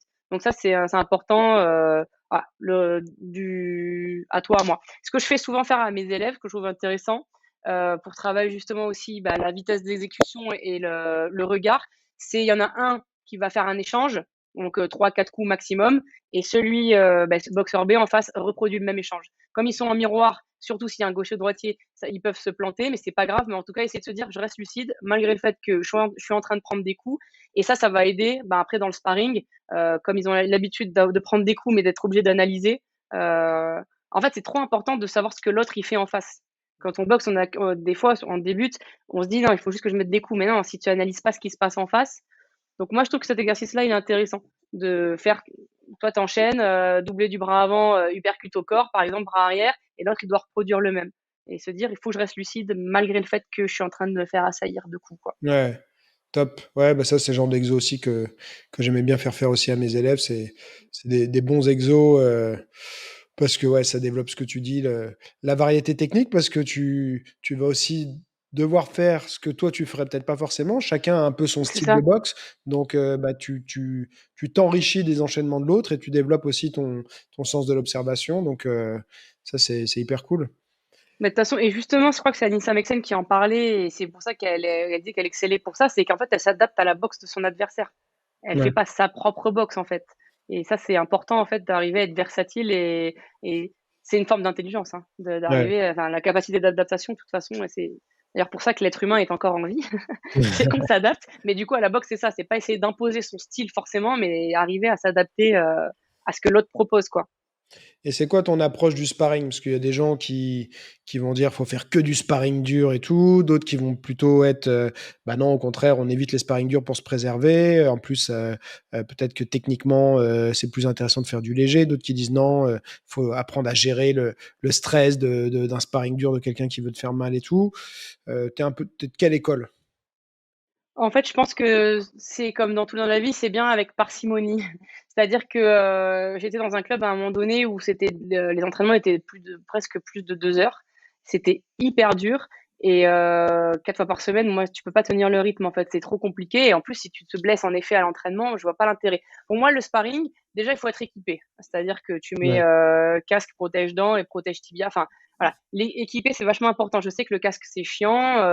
Moi-même, ça me dérange, j'arrive pas à respirer, etc. Déjà, il faut se dire que si tu es dans l'inconfort, bah, ça sera que la cerise sur le gâteau quand tu seras avec des petits gants de 8 sans Hmm. protection devant ton adversaire. Donc, il faut mettre dans l'inconfort, en tout cas à la salle. Je pense que c'est important de faire des sparring durs, mais en tout cas, pas tous les jours. Ça, c'est clair, quoi. Une fois par semaine, une fois tous les 10 jours, et après sparring à thème, etc. Et sparring dur, c'est bien, si, si, carrément, parce que, et ce qui est bien aussi, c'est d'aller des fois dans des salles qui ne sont pas les tiennes, d'aller chercher des sparring que tu connais pas, d'aller toi-même dans la salle adverse, parce que du coup, tu as une petite pression de te dire, bon, je connais pas, je suis pas chez moi, avec ton coach, hein, en général, enfin, c'est mieux d'y aller avec ton coach, enfin, quelqu'un dans ton coin qui peut t'entraîner. Mais je pense que c'est une bonne chose, mais voilà, comme je te dis, pas tous les jours. Enfin, le but, c'est pas de se blesser à la salle, en fait, c'est dommage parce que tu t'entraînes pour le combat et tu as largement l'occasion de te blesser au combat. Donc, faut se préserver à l'entraînement. En fait, moi, j'ai compris avec le temps, c'est plus la qualité que la quantité. Donc, en fait, il faut que ta semaine, elle soit bien segmentée et que il y ait un jour pour la préparation physique, un jour pour le cardio, un jour pour la muscu, par exemple, après un jour pour la technique, un jour le sparring. Enfin, en fait, il faut compartimenter, mais les entraînements de 2 heures, 2 heures et demie, moi, personnellement, je trouve que c'est pas forcément plus pour moi, en tout cas, le plus productif. Ouais. Voilà. Non, bah, Je sais pas clairement, ce il y que a un tu en penses, moment mais où, ah non, ouais, je pense qu'il y a clairement un moment où, ça devient contre-productif quand c'est trop long, tu vois? ouais, c'est ça. Tu peux pas rester, bien, physiquement, attentif et tout ça sur 2 heures et demie. Et pour moi, c'est beaucoup trop long, quoi. Ouais, ouais, c'est ça. Et Donc s'entraîner tous les jours, mais dans des temps plus courts et plus intelligemment, en fait. Heu, mmh avoir vraiment un truc bien segmenté. et est-ce que tu as déjà eu des sparring qui ont un peu dégénéré ou pas? Non, Non? ah ouais, alors oui, ça m'est déjà arrivé, bah, vraiment rien de méchant, surtout c'est les femmes, en fait. Ouais. C'est les femmes parce que il y a, bah, je pense qu'il y a un truc de comparaison. Comme ça dégénère entre hommes, il y a un truc de comparaison et donc du coup, j'en ai déjà vu plein, même au Platinium ou quoi. Enfin, voilà, c'est rien de grave, mais il y a une petite pression, et oui, ça m'est déjà arrivé, une nana, vraiment en plus, moi, je sais que je suis quelqu'un de gentil, donc en fait, même en sparring, beh, je vais aller là où ça fait mal dans le sens psychologique, mais je vais pas chercher du tout, moi, j'ai pas de problème d'ego, je suis à la force tranquille. Enfin, je sais Mmh. qui je suis, j'ai pas de problème, j'ai pas besoin d'aller te casser la gueule pour prouver qui je suis. Enfin, donc en fait, mais oui, la fille, a comment à un moment donné, en fait, elle est touchée dans son ego. De toute façon, il y avait des spectateurs, donc j'ai bien demandé. Elle commence Mmh. à faire waouh et elle se barre. Du coup, Mmh. c'est un mec qui vient face à moi en plein milieu du sparring, donc hyper Ouais. mal poli venant de sa part. Bah Enfin, oui. franchement, et je dis au mec qui nous connaissait les deux, en plus, j'ai dit mais c'était pas fort. Il dit non, non, pas du tout. Enfin, voilà, donc mais il y a des, c'est normal en fait, ça. En fait, justement, c'est ça dont on parlait aussi, ça aide à canaliser, c'est-à-dire qu'elle l'a fait une fois, je pense qu'elle a dû être super mal, toute seule dans son coin après, à se dire merde, pourquoi j'ai réagi comme ça, etc. Ça a dû la faire progresser ou pas, j'en sais rien, mais en tout cas, moi, Ouais. personnellement, si j'avais été à sa place, je me serais dit, bon, bah voilà, j'ai pas su contrôler, maîtriser mes émotions, ce qui peut arriver, mais du coup, grâce à la boxe et grâce à cet événement-là, bah, tu vas arriver à contrôler tes émotions et te dire que bah ouais, t'es touché parce que je suis meilleur que toi et c'est pas grave, au contraire. Sers-toi des gens qui sont meilleurs pour te faire progresser. Mais voilà, des questions d'ego, je pense, dans le sparring, il y en a Mmh. tout le temps, dans toutes les salles et il y en aura toujours. Mais c'est rare quand même. En tout cas, moi, j'ai rarement. Ouais. Et c'est marrant, tu vois, parce que du coup, tu dis, je j'ai pas d'ego, je sais qui je suis et ce que je vaux et tout ça. Et pourtant, plus tôt, alors tu me disais que tu avais réussi à le régler un peu, mais que tu disais que tu es quelqu'un qui avait pas du tout confiance, Mm. en soi. Déjà, est-ce que tu sais un peu d'où ça venait ce manque de confiance en soi? Est-ce que c'est lié à, je sais pas, ton éducation, à tes expériences, tout ça? Et comment tu as réussi à changer ça, en fait?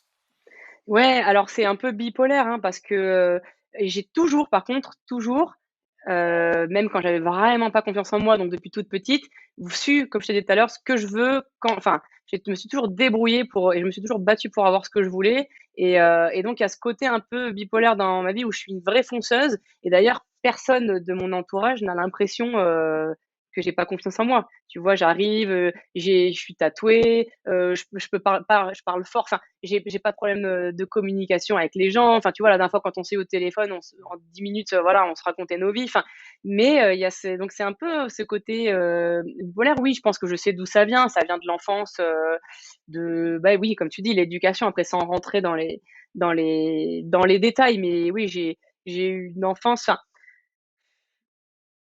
ouais, voilà, enfin, en fait, si tu veux, mes parents étaient orphelins tous les 2 et donc du coup, bah, ils savent pas ce que c'est que l'amour et je leur en veux pas du tout, mais du coup, c'est compliqué quand tu sais pas ce que c'est. Enfin, Mmh. je les excuse comme ça, en fait, tu vois? De donner ce que toi, et donc c'est vrai que, par exemple, ma mère me reprochait souvent, d'avoir des choses qu'elle a jamais eues, puisqu'elle n'avait pas de mère. Et donc du coup, dès que je voulais un câlin, elle me disait: «Ah, tu de la chance, hein, moi j'ai pas eu de câlin, quoi». Donc je pense que toujours ce genre de petits trucs-là fait que je me sentais pas légitime. En fait, je me disais: «Mais je suis pas à ma place puisqu'on me donne l'impression que ce que j'ai, je ne le mérite pas, en fait».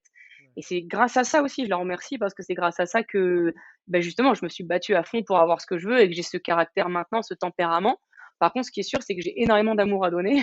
Donc ça, c'est justement au contraire, j'ai beaucoup, beaucoup d'amour à donner, et sur le ring aussi. Mais voilà, il y a mais par contre, j'ai réussi à le canaliser, ce manque de confiance. Déjà vraiment grâce à la boxe, comme on disait tout à l'heure, confiance en soi et cetera, ça a été primordial. Et puis parce que je fais de l'hypnose aussi, moi j'ai aussi vu un psy et pour moi c'est pas une honte. Je pense que tout le monde, peu importe ce que tu vis dans ta vie, en fait, même si tu as une vie qui est en apparence, tu as tes 2 parents, tes 4 grands-parents, des frères et sœurs, tout va bien, OK, mais je pense qu'on a tous, en fait, un jour un ami m'a dit quelque chose qui est très vrai, c'est, «Tu peux marcher toute ta vie en boitant, mais voilà, c'est quand même mieux si tu enlèves la canne», et je pense que tout le monde devrait faire, des séances chez un psy. C'est pas honteux et c'est pas un truc de femme non plus parce que beaucoup les hommes, c'est encore plus honteux pour eux de le dire, et cetera. Et je fais de l'hypnose. Et en fait, l'hypnose, moi, ça marche beaucoup chez moi parce que comme je conscientise déjà énormément, la psychanalyse, en fait, je sais déjà tout ce qui va être dit. Enfin, c'est plutôt du grain à moudre, alors que l'hypnose, en fait, ça traite vraiment des choses de l'inconscient qui sont plus lointaines, etc. Et moi, j'ai rencontré quelqu'un de génial et ça m'a vraiment aidé, ouais, Et est-ce que ça pour, t'a pour aidé ça. aussi dans la préparation des combats? Est-ce que tu as utilisé Oui, l'hypnose pour je sais pas, gérer ouais, le stress avant combat ou je sais pas, différents éléments de ta préparation, tout ça? ouais, exactement. Ça, enfin, ça, et ouais, complètement. Je me suis servi de l'hypnose. J'ai fait des séances spécifiques par rapport à mes fights. Et ça enlève pas le stress, mais de toute façon, sans le stress, on serait pas content d'y aller. Donc, c'est pas le but. Mais en tout cas, ça permet de se canaliser. Et puis, il y a aussi un autre côté, c'est que quand tu fais des choses pour aller mieux, forcément, tu vas mieux. Enfin, je sais pas comment te dire. Même si il y a aussi un côté, c'est pas placebo parce que ça ne l'est pas, mais il y a aussi ce côté-là de te dire, bah, tu prends soin de toi, donc forcément tu vas aller mieux si tu Ouais. prends soin de toi. Parce que tu es la seule personne avec qui tu vivras toute ta vie, donc c'est important d'être la meilleure version de soi-même, quoi. Et pour les Ouais. combats, en tout cas, moi, ça a fonctionné. Je Bah, sais c'est sûr que le que, fait d'être proactif, de pas se poser entre victime ou une fatalité de sa condition ou son état mental ou son état physique et tout, mais de chercher activement, tu vois, à s'améliorer, la plupart du temps, tu as des résultats. Tu vois, tu c'est peux clair. chercher, ça peut être des résultats plus ou moins rapides ou plus ou moins probants en fonction des méthodes, mais du moment que tu es dans cette démarche d'aller vers l'avant, en général, bah, tu y arrives, quoi. Ouais, exactement. Non, puis je sais très bien que j'ai d'autres amis à moi qui sont à haut niveau, pareil en boxe qui voit aussi enfin hypnose ou préparation mentale, etc. Je sais par exemple que Teddy Riner au très haut niveau, le mec il est imbattable parce que non seulement il est très fort mais en plus physiquement c'est un monstre quoi. Et on peut pas s'imaginer une seconde, ben, lui aussi il fait beaucoup de préparation mentale avec psychanalyse, etc. Enfin en fait tous les gens au haut niveau, enfin je trouve que comme on dit tout à l'heure, c'est un sport qui est quand même très mental, très psychologique, c'est du un contre un. Moi, je sais que les combats que j'ai perdus, sans mentir, vraiment, je les ai perdus pas parce que j'avais quelqu'un de plus fort que moi, mais parce que quand je suis montée sur le ring, je me suis dit: «Tu qu'une merde, tu vas perdre». Donc tu vois, à un moment donné, il faut changer cette mentalité-là, quoi. Et comment tu la changes? Ben, tout seul, tu peux pas. C'est bien de travailler sur soi, mais il faut se faire aider et du coup, je trouve un truc qui marche, quoi. Hypnothérapie, préparation mentale, psychanalyse, enfin, en tout cas, moi, c'est des choses que je conseille. Franchement, Et pourquoi est-ce que tu arrives à identifier pourquoi sur ces combats que tu as perdus, où tu disais t'es une merde, tu vas perdre, tu te l'étais pas dit peut-être à chaque combat, tu avais gagné donc pas mal de combats et tout. Pourquoi c'était par rapport à la personne en face ou c'était par rapport à toi, ta prépa ou je sais pas, qu'est-ce qui faisait que tu arrivais à te dire, à te mettre dans un état où dire putain, je vais perdre quoi. ouais, non, c'est pas la personne en face parce que j'ai jamais eu, peur, tu vois? J'ai eu des challenges et ça, c'est vachement intéressant, donc c'est ce que tu vas chercher aussi. Donc c'était pas la personne en face, mais vraiment c'était moi-même. Je sais pas, c'était un moment où je me disais, «Tu arriveras pas». Enfin, c'est enfin, c'est triste, hein, mais c'est pas explicable, en fait. C'est quelque chose que j'avais en moi de me dire, «Tu tu sers à rien, pauvre fille», en fait, quoi. Mais c'est une fois de plus aussi ça qui fait que j'ai travaillé, 10 fois plus et que je suis comme je suis maintenant, tu vois? Mais ouais, ça, c'était quelque chose de psychologique, en fait, qui n'est pas forcément enfin, c'est pas explicable par quelque chose d'extérieur, en tout cas. C'était ni la personne en face de moi, ni la préparation, ni le lieu, rien de tout ça, quoi. Tu vois? Mais c'est comme, par exemple, je suis très superstitieuse avant un combat, alors que je le suis pas du tout dans la vraie vie. Je peux marcher sous une échelle, je m'en fiche, ou caresser des chats noirs. Mais avant le combat, si j'entends le fight d'avant, c'est le coin bleu et il a perdu et que je suis coin bleu, ça va pas aller, tu vois? Alors que Ah pourtant ouais? ma prépa, elle est au top. Ouais, ouais. Du coup, je me bouche les oreilles comme ça là, super vite pour pas entendre. Mais ça fait partie des ouais, du travail, en fait, c'est pour ça, plus tu vas travailler, plus ces petites choses qui te font flipper, bah, elles vont s'effacer parce qu'en fait, tu as travaillé. Donc pourquoi t'inquiéter que le mec avant toi en coin bleu, il a perdu? Enfin, je sais que ça paraît complètement débile, hein, mais Et pour, voilà. ce que tu dis que tu étais graphiste avant, est-ce que pour une hyperactive, c'était pas parce que je suppose que quand tu es graphiste, tu restes donc pas mal à, je sais pas, soit sur ton ordi, sur ta tablette graphique, je sais pas, tu bouges peut-être pas beaucoup, tu vois, physiquement. Est-ce que c'était pas une lutte contre toi-même d'être Ouais. graphiste avec cette hyperactivité? Alors oui et non parce que donc j'ai fait les beaux-arts. C'est le petit fun fact, c'est que j'ai pas j'ai Stylé. fait les beaux-arts, donc c'est pareil, c'est assez paradoxal par rapport à la boxe. Enfin, pas paradoxal, mais en tout cas, c'est pas forcément quelque chose que les gens savent, pardon. Mmh. Donc j'ai fait les beaux-arts et en fait, je vais te dire non, c'est pas contradictoire avec l'hyperactivité parce qu'en fait, tu t'évades. Vu que c'est de la création, moi, ce que j'adorais, c'est ça, quand j'étais graphiste ou quand j'étais aux Beaux-Arts où là, c'était encore plus, de la création. Tu pars d'une feuille blanche. Donc même en agence, quand tu es graphiste, tu as ton client qui te demande, un projet, tu as des lignes écrites, mais toi, tu dois tout faire, en fait. Et donc c'était ça qui était très excitant, c'est de partir de rien pour arriver à un résultat final qui va être, et surtout aussi, c'était pas une science exacte. Donc en fait, tu as toujours la pression de savoir si ça va plaire, etc. Donc en fait, quand j'étais en train de créer sur mon ordi, aucun souci, je passais des nuits blanches dessus. Enfin voilà, justement, comme tu t'évades, c'est comme avec le théâtre, ça me permettait de m'évader. D'ailleurs, ma mère faisait le parallèle entre le théâtre et la boxe. Au début, je le voyais pas et en fait, j'ai compris ce qu'elle voulait dire. On en parlera peut-être après si tu veux. Mais en tout cas, le graphisme, c'était pas du tout. Enfin, il y avait ce côté évasion, donc qui fait que, en fait, je pouvais passer des heures derrière mon ordinateur. J'étais loin en fait. Donc ça allait. Mais par contre, oui, clairement, quand j'étais en agence et que je m'ennuyais parce que des fois, tu as des projets qui sont chiants, etc. C'était. De toute façon, j'ai jamais été faite pour bosser dans un bureau, ça c'est sûr. Pour être salarié, travailler de 9 heures à 17 heures. Enfin, là, j'adore ma vie actuellement parce que justement, ben, je suis épanouie en tant qu'hyperactive à avoir toujours des. Alors, j'ai des créneaux fixes dans des salles, mais sinon, c'est toujours. Puis, c'est pas toujours les mêmes salles. Donc, en fait, je me trimballe dans Paris tout le temps. Je suis à droite à gauche, j'ai des coachings, c'est pas toujours les mêmes, etc. Donc, je suis hyper épanouie. Je vois plein de monde, je bouge tout le temps. C'est sûr que je suis beaucoup plus épanouie en tant qu'hyperactive actuellement. Mais en tout cas, dans le graphisme, il y avait quand même ce côté où tu t'évades qui fait que je ressentais le côté statique, oui, mais vers la fin de la journée, quoi. Enfin, j'en pouvais plus, mais enfin voilà, c'était donc c'est oui et non par rapport à ta question. Alors, je voulais justement après te poser une question sur la reconversion, mais pour pas perdre le fil, c'est quoi le parallèle alors entre le théâtre et la boxe? Ah oui, donc ma mère ma mère est décédée, mais elle a jamais venu me voir à un combat. Mais par contre, elle était très fière quand je gagnais. Elle avait très peur quand je boxais. Et en fait, elle me disait, quand elle voyait les photos des combats, elle me disait, je te reconnais pas, ma fille. T'as les traits tirés, etc. Et en fait, elle me disait, c'est exactement comme quand tu étais au théâtre et que tu prenais un personnage. Là, tu arrives, le ring, il est surélevé. Tu es au milieu d'une lumière et toute la salle, elle est dans le noir. Et on te reconnaît pas sur les photos tellement t'es un personnage qui est à l'intérieur de toi en fait et en fait c'est comme au théâtre. Le théâtre en fait tu joues pas un rôle, tu t'imprègnes d'un rôle. Enfin moi là, pour l'avoir vécu pendant 10 ans, c'est tu es la personne que tu es sur scène en fait. Je suis pas en train de jouer un rôle. Et c'est vrai qu'elle avait raison en fait sur le alors hormis l'intégrité physique qui est mise en jeu à la boxe, mais c'est ça en fait, c'est l'adrénaline. Et puis avant de monter sur scène, l'adrénaline, ben, c'est la même que je ressens avant de monter sur un ring. Il y a ce côté, t'es sous les feux de la rampe, tout le monde te regarde toi, mais toi, eux ils sont dans le noir. Il y a la fin. Voilà, donc en fait, il y a un parallèle qui est assez vrai sur le. Voilà, enfin, et puis c'est vrai que les ressentis avant de monter sur scène ou avant de monter sur le ring, hormis le fait que j'ai quelqu'un qui veut me péter la gueule en face, sinon c'est assez similaire, quoi.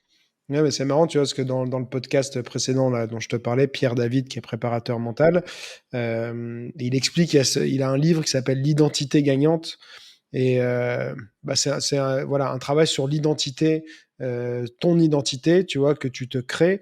Et il y a une autre formation un peu que j'ai pas encore eu le temps de regarder en entier, mais qui s'appelle l'alter ego, qui te dit que bah, on n'est pas qu'une seule personne, tu vois. Non, c'est clair. Ouais, ouais. On peut avoir plusieurs personnalités qu'on va utiliser en fonction de la situation où on est et qui vont justement nous permettre de performer. Peut-être qu'il y a une personnalité qui ne serait, tu vois, par exemple, moi, si je parle de moi, ma personnalité de papa, comment je suis avec mes filles et tout, c'est pas du tout la même que ma personnalité de coach ou de Mm, pratiquant, tu vois, de sport de combat. Et si tu arrives avec ta personnalité de papa sur un ring, bah, tu vas te faire défoncer, tu vois. c'est ça, ouais. Et c'est pas que t'es bipolaire ou quoi que ce soit, c'est juste que bah voilà, tu as réussi et c'est un truc à développer, en fait, qu'il faudrait plutôt essayer de développer, de se dire non, moi je suis je suis tout le temps moi-même. En fait, ton moi peut être, Très différent, ouais. tu vois, plusieurs. Tu peux avoir un Mmh. moi multiple que tu vas pouvoir exprimer à différents instants, quoi. Donc ça me faisait penser un peu à ça, ce que tu disais. Bah, c'est hyper intéressant et c'est vrai que bah, je l'ai un peu dit tout à l'heure, mais de toute façon, si l'être humain, on n'a pas d'écailles, on n'a pas de défense, on n'a pas d'ailes, etc. En fait, si l'être humain il est encore sur Terre, c'est parce qu'on a la capacité d'adaptation. Et en fait, c'est être intelligent que d'arriver à s'adapter et justement de pas avoir la même personnalité quand tu es face à un public de vieilles personnes ou quand tu es face à tes filles, comme tu dis. Ou, enfin, et en effet, c'est pas je joue pas un rôle, tu mens pas, mais c'est juste que c'est normal que en fait, que tu aies des personnalités qui soient un petit peu différentes, quoi. Et c'est vrai que pour venir à la boxe, moi, j'ai toujours dit, parce que comme je suis graphiste, j'image beaucoup les choses, que j'avais un tigre qui dort en fait à l'intérieur de moi. Là, et tu vois, on est en Mm. train de parler, tout va bien, il ronronne. Et en fait, c'est sur le ring qu'il peut s'exprimer. Et c'est exactement ça. Et c'est pareil au théâtre, du coup, tu vas exprimer quelque chose, tu vas faire sortir de toi quelque chose qui est viscéral. Et c'est parce que c'est à ce moment-là que tu peux l'exprimer. Parce que si dans la rue, je m'exprimais comme je m'exprime sur le ring, je serais en tôle, en fait. Enfin, voilà. Et Ouais. c'est d'ailleurs, je pense, pour ça que la boxe existe au final. Tu vois, pour le coup, c'est un peu une digression, mais tu vois, j'ai fait une vidéo enfin, un réel là sur Instagram qui a eu beaucoup, beaucoup de vues. Et du coup, il y a des gens que je ne connais pas qui disent, ouais, la boxe devrait être interdite. Enfin, il n'y a pas beaucoup de mauvais commentaires, mais il y en a trois, quatre qui disent voilà, que la boxe, ça devrait être interdit. Je peux comprendre que des gens soient choqués entre guillemets, enfin, se disent ouais c'est que de la violence et du. Je peux arriver à l'entendre, mais je pense qu'en effet, heureusement que c'est pas interdit parce qu'en fait, c'est justement, il y a des règles, il y a un arbitre, enfin, il y a un arbitre, il y a des juges, c'est cadré, les deux sont consentants, c'est au même poids, même prépa, enfin, parce qu'on a besoin de ça en fait, de pouvoir s'exprimer aussi autrement. Ouais, Mais si je clairement. parle de la boxe, mais je pense que la boxe c'est le sport auquel tous les autres sports aspirent. Je pense que si tu fais du tennis à haut niveau, c'est pareil, tu t'exprimes sur la raquette, Ouais. si tu, enfin, le rugby, tu vois, tous les sports en fait, hein, ou même le Ouais, et chant. Enfin, puis, je en fait, pense tu que vas c'est chercher un ouais. truc. C'est vrai que tu vois, il y a beaucoup de personnes dans nos sociétés actuelles où on peut plus exprimer physiquement un état ou un besoin et tout ça.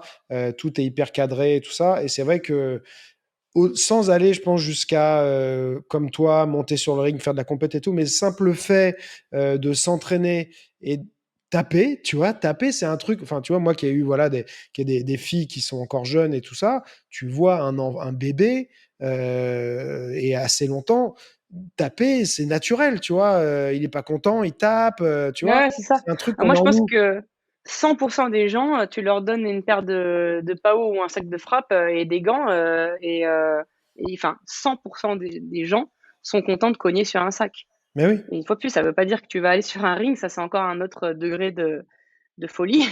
Mais en tout cas, taper, ouais, taper, c'est comme crier, c'est comme exulter en fait. Mm. Enfin, donc, Ouais, il y a trop de gens qui répriment ça, qui expriment pas en fait des choses qu'ils ont à l'intérieur, et en fait, bah, ça irait beaucoup mieux s'il y avait plus de personnes, je pense, qui allaient taper sur un sac, qui allaient extérioriser un peu parfois ça leur c'est état clair. intérieur, tu vois.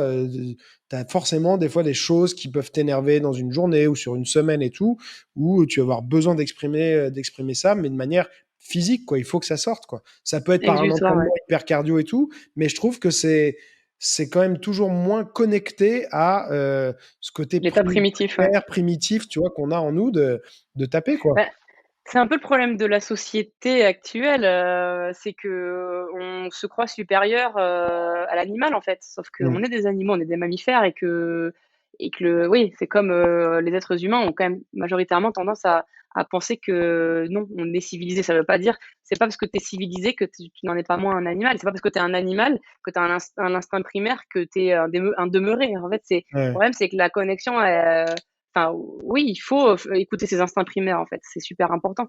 Mais la ouais, société actuelle, c'est compliqué de pouvoir les exprimer et de pouvoir en avoir pleine conscience, puisque on se réfrène en permanence, quoi. ouais.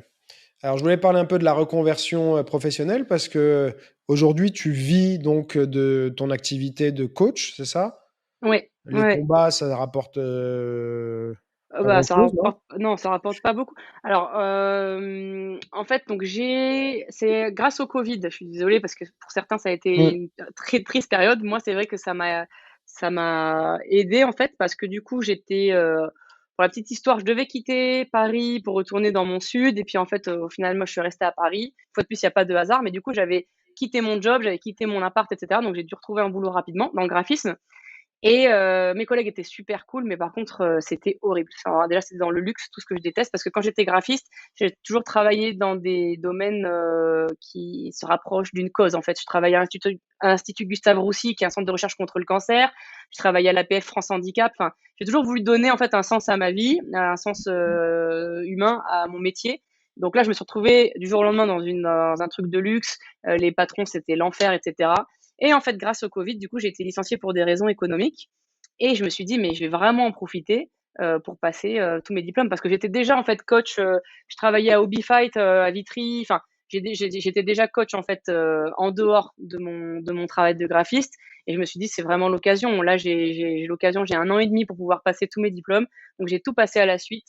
Et en fait, bah, j'étais déjà quand même connue dans le milieu de la boxe. Donc en fait, j'ai eu aucun souci après à trouver du boulot. J'avais déjà du boulot avant d'avoir mes diplômes. Pour les coachings, pareil, hein, comme le Covid a fermé les salles, ben moi j'ai jamais eu autant travaillé en fait que pendant cette période-là parce que du coup j'avais beaucoup de coaching privé parce que tout le monde s'est mis à faire du sport de Les manière gens t'ont connu par Instagram, c'est ça? non, bah après dans la boxe, les gens me connaissaient parce que c'est un petit milieu, que je suis une femme, donc forcément quand tu boxes et que tu fais des performances, bah les gens savent qui tu es, tu vois. Enfin, donc c'est comme ça que j'ai été connue. Instagram, ça fait pas si longtemps. En fait, c'est grâce à la vidéo avec Greg MMA. Enfin, j'avais je pense 3000 followers avant Greg MMA et je suis passée à 12 grâce à enfin après la vidéo, ça a vraiment vachement bien marché quoi. Et là, bon, maintenant, je suis à 75 000. Mais c'est pas, voilà, c'est effet boule de neige. On connaît les réseaux. C'est comme ça. Plus t'es vu, plus tu as de vues. Enfin, voilà. Ouais. Mais non, j'étais connue dans le milieu de la boxe, quoi. Tout Même pour les simplement. coachings privés et tout ça, les gens Ouais, te ouais, connaissaient ouais, ouais. déjà. C'est pas par les réseaux qu'ils t'ont Non, connu. ça s'est peaufiné là depuis ces derniers temps. Mais là, pendant le Covid, enfin, juste après là, 2021, c'était par les salles de boxe où je travaillais. D'accord. Platinium, Hobbyfight, etc. Enfin, les gens, voilà. Puis c'est du bouche à oreille.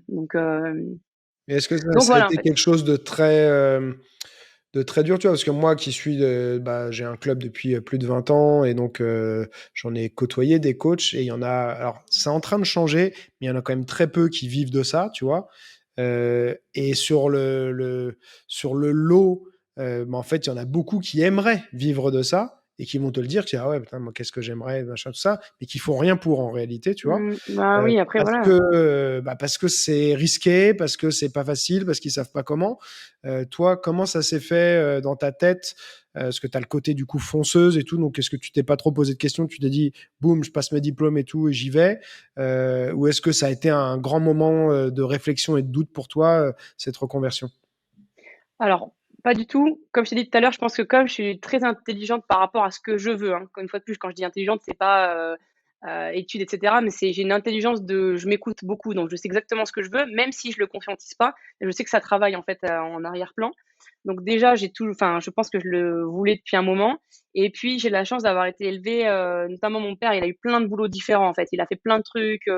Voilà, et en fait, il n'avait pas forcément fait d'études, etc. Donc, du coup, j'ai la vision, l'image de quelqu'un qui se démène et qui réussit à faire des choses en bossant et pas parce qu'il a fait des grandes études, etc.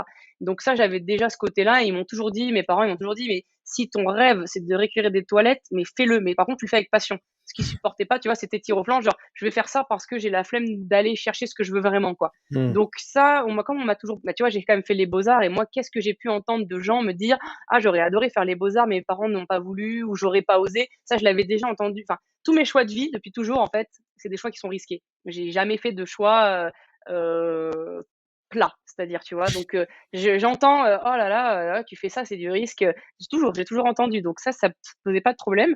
Et je pense qu'en fait, non, c'est venu vraiment naturellement. Comme je te dis, j'étais déjà reconnue dans le milieu des sports de combat. Donc j'ai jamais eu à chercher en fait, tu vois, les salles où j'étais là, je travaille au Temple, je travaille chez Épisode. Chez Épisode, quand j'avais pas encore mon papier officiel du BPGEPS, ils m'écrivaient toutes les semaines pour savoir: «Hey, quand est-ce que tu le reçois? Quand est-ce que tu le reçois?» Une fois de plus, je pense que le fait d'être une femme, dans un milieu, bah, plutôt masculin, ça joue énormément en ma faveur aussi. Après, j'ai un ami, coach qui m'a dit il y a pas plus tard qu'il y a 3 jours là et donc je le redis parce que ça m'a fait du bien quand même aussi. Il m'a dit: «Écoute Laure, c'est pas parce que tu es une femme, c'est parce que tu es une bonne coach». Et bon, moi je pense que oui, c'est pas parce que je suis une femme. Je sais je pense aussi le côté théâtre, vu que j'adore. Enfin, tu vois, je suis à l'aise avec les gens. je m'exprime. C'est vrai que dans mes cours, il faudra que tu viennes un jour. Je te Ouais. donnerai un cours, Bah, ouais, carrément. voilà, mais c'est vivant, quoi, et donc je pense que ça, voilà, ma personnalité, en fait, était déjà reconnue et plaisait déjà, pas mal. Mais c'est vrai que je pense que le fait d'être une femme, m'a facilité quand même parce que je suis moins noyée dans la masse, en fait, tu vois? Il y a Mmh. tellement de coachs sportifs, mais il y a aussi beaucoup, beaucoup de gens qui réussissent alors qu'ils sont très mauvais. Enfin, franchement, on va pas se mentir, il y a des coachs, vraiment mythos, quoi. Mais bon, c'est pas grave. Voilà, il y a de la place pour tout le monde, mais heu, mais en tout cas, si, il faut oser, que ce soit, pour le coaching ou pour quelque chose d'autre. Si tu écoutes ce podcast et que tu es, en train de te poser des questions, ta vie, c'est maintenant, en fait. C'est vraiment, en fait, les regrets, c'est éternel, quoi. C'est encore une plus une phrase bateau, mais vivre avec des regrets, il y a rien de pire, quoi, en fait. Au pire, tu te casses la gueule, c'est pas grave. Tu vois, tu peux reprendre un travail. Enfin, moi, en tout cas, je pense, mais comme tu l'as dit, c'est qu'il faut donner les moyens, par contre, tu vois? Ouais. Ça paraît facile de dire: «Ouais, essaye» et puis OK, il y a une question financière et tout, mais non, l'argent, c'est pareil, ça se refait. Il y a des fois, c'est comme ça, des fois, c'est comme ça, mais fais les trucs que tu veux, mais par contre, donne-toi les moyens de les faire. Ça, c'est la base. Faut Après, tu vois, charbonner, quoi. prendre des risques, c'est aussi prendre le risque d'échouer et donc il y en a qui, la peur de l'échec sera plus forte que Ouais, l'envie de réussir, tu vois? c'est Et clair. c'est un moyen de protection, hein, tu vois? Ouais, Si tu ouais. essayes pas, tu échoues pas. Mmh. Ouais, mais du coup, c'est de la survie. Mmh. Ouais, enfin, en tout cas, moi, c'est comme ça que je le vois. Je me dis, heu, c'est la majorité des gens, c'est horrible de dire ça, mais pour moi, ils sont dans la survie. Mmh. C'est de la sécurité, mais en fait, est-ce que tu es réellement heureux dans ce que tu fais là? Je pense que tu poses la question à beaucoup de Français, je parle pour la France, hein, je pense qu'ils te diront non, tu vois? Et moi, j'ai vraiment la chance parce que je me suis donné les moyens de te dire, à l'heure actuelle, Greg, je suis vraiment heureuse. Que ce Ouais. soit, sur le plan personnel, professionnel, mais parce que sur tous les plans de ma vie, je me suis battue comme une folle et j'ai pas été toujours heureuse justement, et je sais ce que c'est que d'être vraiment malheureux, et du coup, voilà, mais après j'ai aussi la chance d'avoir, l'éducation qui a fait que mes parents m'ont toujours poussée à prendre des risques aussi, quoi. C'est Mmh. sûr que quand tu es dans un cadre très sécuritaire, c'est compliqué d'en sortir de toi-même, quoi. Ouais. Et toi, Donc cette notion, alors, il y a des choses qui sont forcément attribuées à la chance aussi, mais ça, c'est un truc que tu as peut-être déjà entendu, qu'on te dise: «Ah, tu as de la chance, ah, machin et tout». ouais, C ça c'est pas vrai. Voilà, ça moi, tu vois, Non, quand non, ça m'arrive, hein, qu'on me dise: «Ah ouais, mais toi, tu as de la chance, tu fais ce que tu aimes». Bah, en fait, tu non, vois, déjà d'ouvrir un club à 23 ans, c'était un pari risqué. J'ai fait ça, moi, il y a 20 ans. C'est une époque où, il y a personne qui vivait, du sport, et en tout cas pas dans les arts martiaux, les sports de combat, ouais, tu vois? ouais, ouais, Donc, c'était un méga risque. J'ai eu de la chance d'avoir du soutien de ma famille et tout, mais ça, c'est peut-être la chance, tu vois? Parce que c'est pas un truc que j'ai fait, mais par contre, c'était vraiment pas le choix de la facilité, c'était c'est risqué, clair. et donc viens pas me dire, tu vois, que, bah, aujourd'hui, j'ai eu de la chance d'en être là où j'en suis, quoi. Ouais, J'ai pris des ouais, non, c'est risques et clair. j'ai fait le travail pour y arriver, quoi. Et c'est vrai que les gens, parfois, se rendent pas compte, tu vois? Ils vont dire: «Ah ouais, tu as de la chance, toi, parce que ci, parce que ça». Non, peut-être toi, tu pas ce que tu veux parce que tu pas fait Tu cette prise de risque, quoi.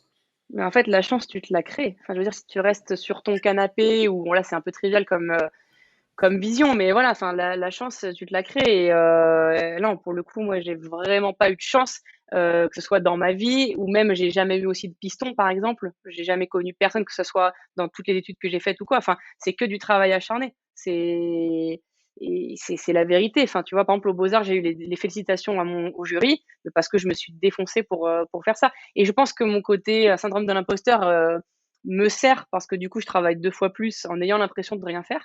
Mais tu vois, par exemple, quand j'ai eu les félicitations du jury, je me suis dit: «Oh, ils ont eu de pitié pour moi».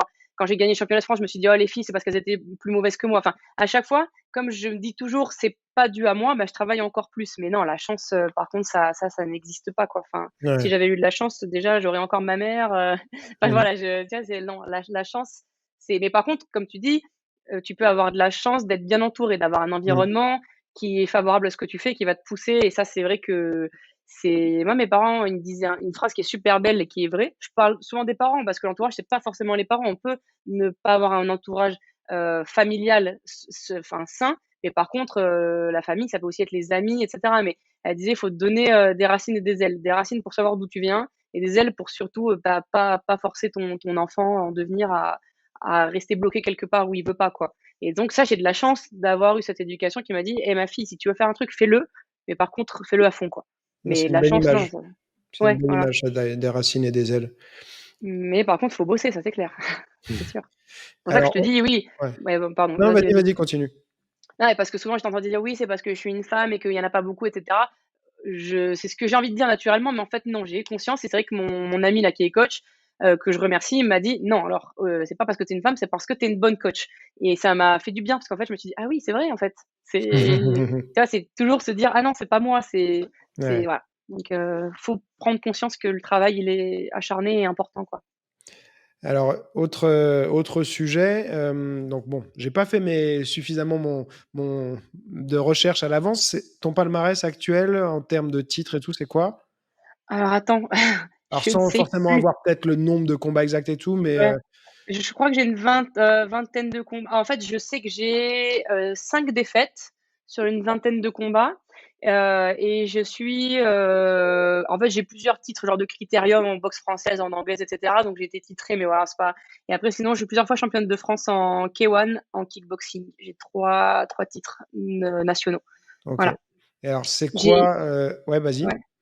Non, j'ai, malheureusement, jamais été, enfin, donc j'ai fait les stages en équipe de France, mais j'ai jamais, été réellement sélectionnée pour des raisons, politiques, je pense, parce que enfin, vu ce que m'ont dit les entraîneurs, et vu ce que j'ai vécu, dans les stages, ouais, enfin, malheureusement, j'ai jamais été plus loin, quoi. Donc Voilà. tu gagnes, les championnats de France et c'est pas toi qui es sélectionné? Non, après il y a les stages en équipe de France. Moi, j'étais face, donc en fait, ils te mettent en concurrence avec, d'autres personnes et bah, sur les tests, vu que les jeux australiens et cetera, j'étais devant. Au test match, moi, j'ai son sang sur les gants. J'ai vu de la peur dans ses yeux, j'ai jamais vu de la peur dans les yeux de personne, hein, que ce Mmh. soit une fille plus faible que moi ou quoi, jamais, quoi et heu et en fait, quand j'ai pas été sélectionnée, un des entraîneurs est venu me voir en me disant, «Désolé, on voulait te prendre, mais la fédé nous a mis les, noisettes dans un étau». Donc voilà, Ouais. après ça n'enlève pas la qualité, tu vois? C'est des très gros boxeurs qui sont mais c'est vrai que je pense qu'on le sait tous, quand on est dans le milieu de peu importe le sport, il y a des gens qui sont dans des salles et qui seront jamais reconnus et qui sont 10 fois plus forts que des gens qui sont au top, niveau, en fait. Il y a aussi, Mmh. forcément du copinage et des trucs comme ça, tu vois? Je pense, enfin Donc ça, tu penses que et c'est une question de c'est pas grave, relation? mais C'est ça qui fait que tu as peut-être ouais, en pas tout été cas, ce que sélectionné? j'ai vu, c'est que tous les gens qui étaient en équipe de enfin, qui étaient dans le stage, c'était des gens qui étaient affiliés aux entraîneurs du club et cetera, tu vois? Donc Mmh. bon, je OK. sais pas s'il faut trop en parler, je sais pas si mais en tout cas, voilà. Ça enlève pas le niveau des boxeurs, qui sont des très bons boxeurs, mais je me suis rendu compte que j'étais la seule qui connaissait personne, en fait. Quand tu Donc vis des injustices, tu vois, moi je trouve ça bien de les partager et ça peut mettre les gens aussi, face, à leurs actes, tu vois? Parce que si alors on peut venir te le reprocher, peut-être ça voilà, ça n'améliorera peut-être pas ta situation, mais au moins, le message est passé et s'il y en a qui l'entendent, bah, voilà, ils sauront pourquoi, tu vois? Donc parce que justement j'allais te demander, c'est quoi tes ambitions? C'est quoi la suite pour toi, en fait? bah, en fait, moi, mon ambition, ça avait toujours été d'être en équipe de France et franchement, après ça, ça m'a enfin, quand on dit, on voulait te prendre, hein, mais on nous a mis, les noisettes dans un étau, c'est pas pour dire le vrai terme, enfin, c'était vraiment la phrase, tu vois? Elle m'a marquée et en fait, une fois de plus avec mon syndrome d'imposteur, quand ils m'ont pas choisi, je me suis dit: «Bon, c'est normal, c'est pas grave» et quand Mmh. on me rattrape dans les couloirs pour me dire ça, je me dis: «Mais waouh, mais en fait, et ça m'a vachement découragée, je dois t'avouer et en fait, finalement, je me suis dit et grâce à mon entourage proche aussi de boxeurs pro, ils m'ont dit: «Mais en fait, de toute façon, quand tu fais les compétitions, tu es pas payé», tu vois? Enfin, Ouais. donc de toute façon, ça gagne peu d'argent. En France, le sport, c'est peanuts, tu vois? Donc finalement, boxe en étant payé. C'est vrai que l'avantage aussi, c'est malheureux à dire, mais c'est vrai, c'est que les réseaux, bah, ça a son importance. Je pense que tu le sais autant que moi Mmh. et du coup, bah, le fait que maintenant je sois pas mal suivie, ça me permet aussi de demander des bourses qui sont plus conséquentes parce que je suis une bonne boxeuse, les gens vont venir pour me voir moi, et donc du coup, forcément, bah, ça permet, tu vois, de demander aussi un peu plus d'argent. Enfin, c'est con, mais c'est la vérité, quoi. Donc finalement, c'est pas grave. En fait, mon ambition, j'aimerais bien quand même, tu vois, faire une ceinture internationale, un jour et je pense que j'ai les capacités. Il faut juste que,